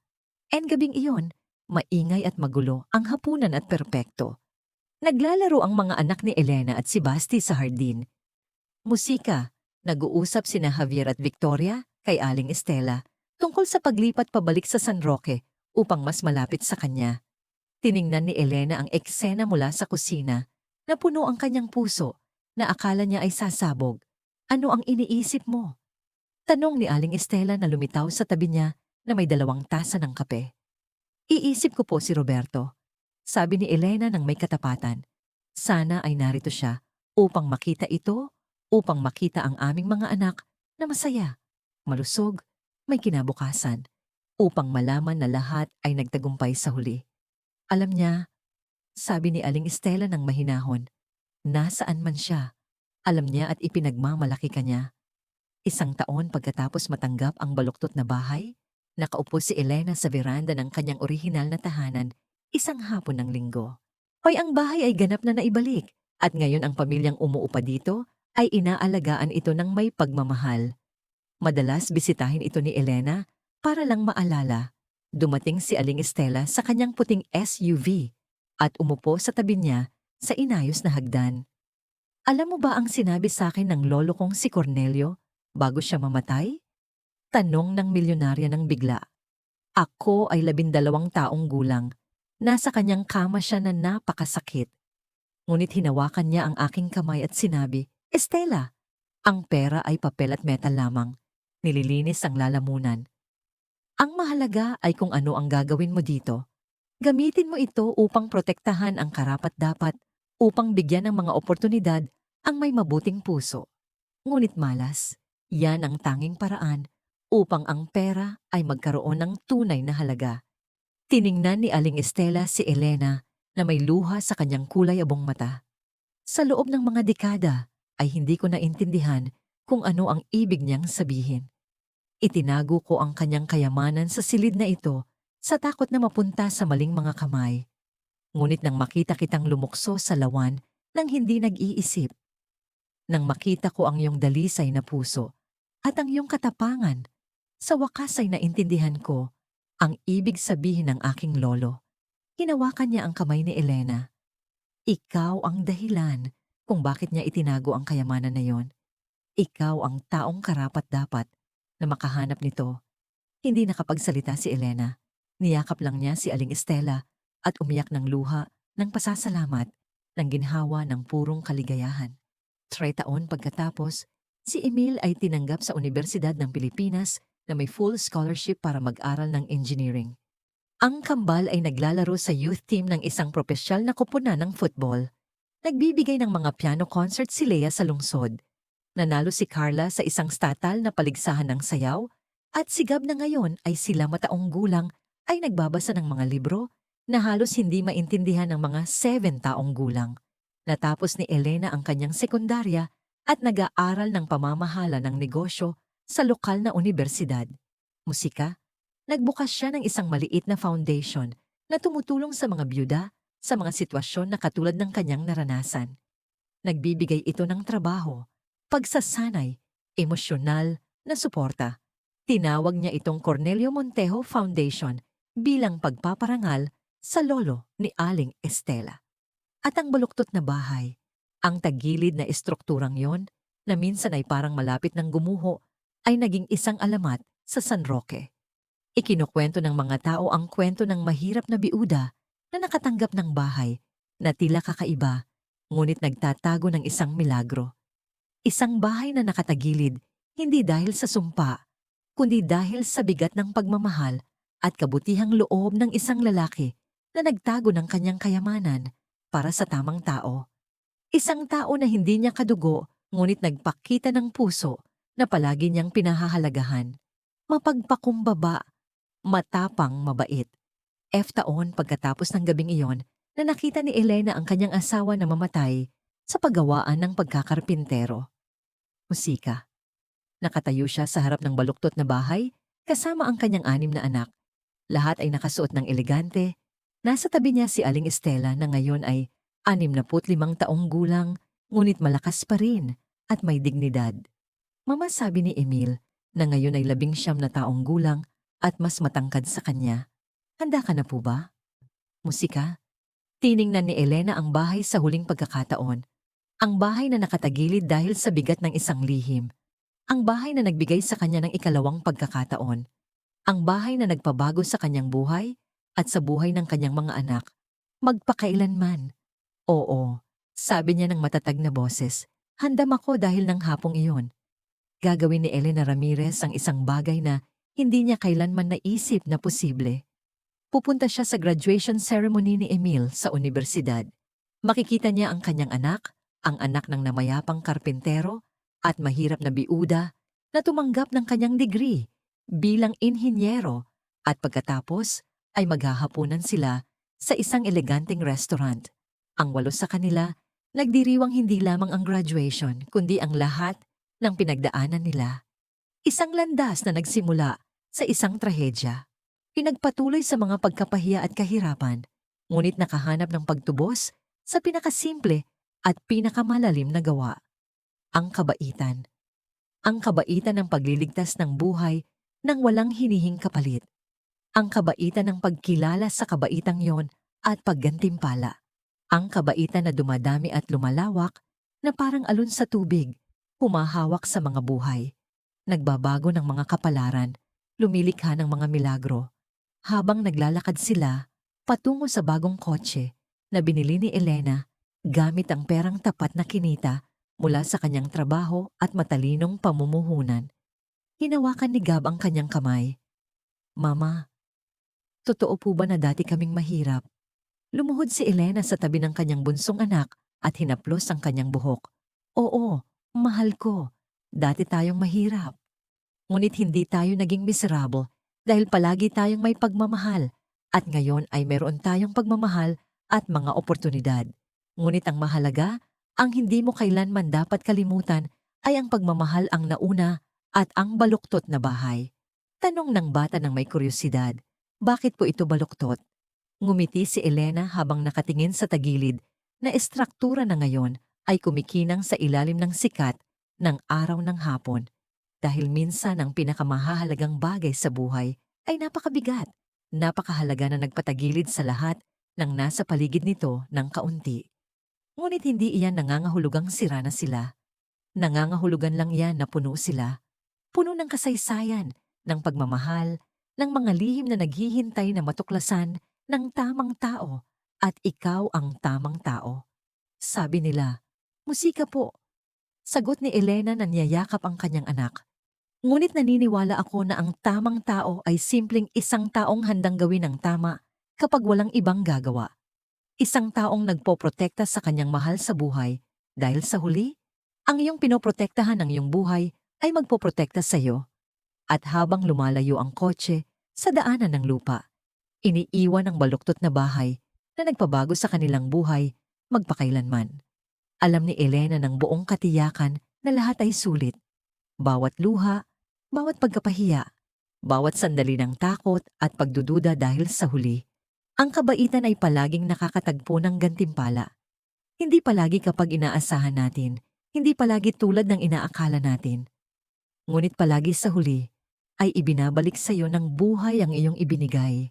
At ibinigay niya ang lahat nang mayroon siya ang kanyang trabaho, ang kanyang dignidad, just ang kanyang katapangan at ibinalik sa kanya ng buhay ang isang milagro na nakatago sa isang tagilid na bahay. Naghihintay ng may pasensya na buksan ng tamang tao ang pinto at tuklasin na ang pinakamalaking kayamanan ay hindi ang mga kumikinang na ginto at pilak. Ito ay ang mga itinayo ng may pagmamahal, pinoprotektahan ng may katapangan at ibinabahagi ng may bukas palad na puso na hindi kailanman nakakalimot kung saan siya nanggaling o kung kanino dapat magpasalamat. Kung naantig ka sa kwentong ito, mag-subscribe sa channel upang hindi mo makaligtaan ang susunod. Pagpalain ka ng Diyos. 2.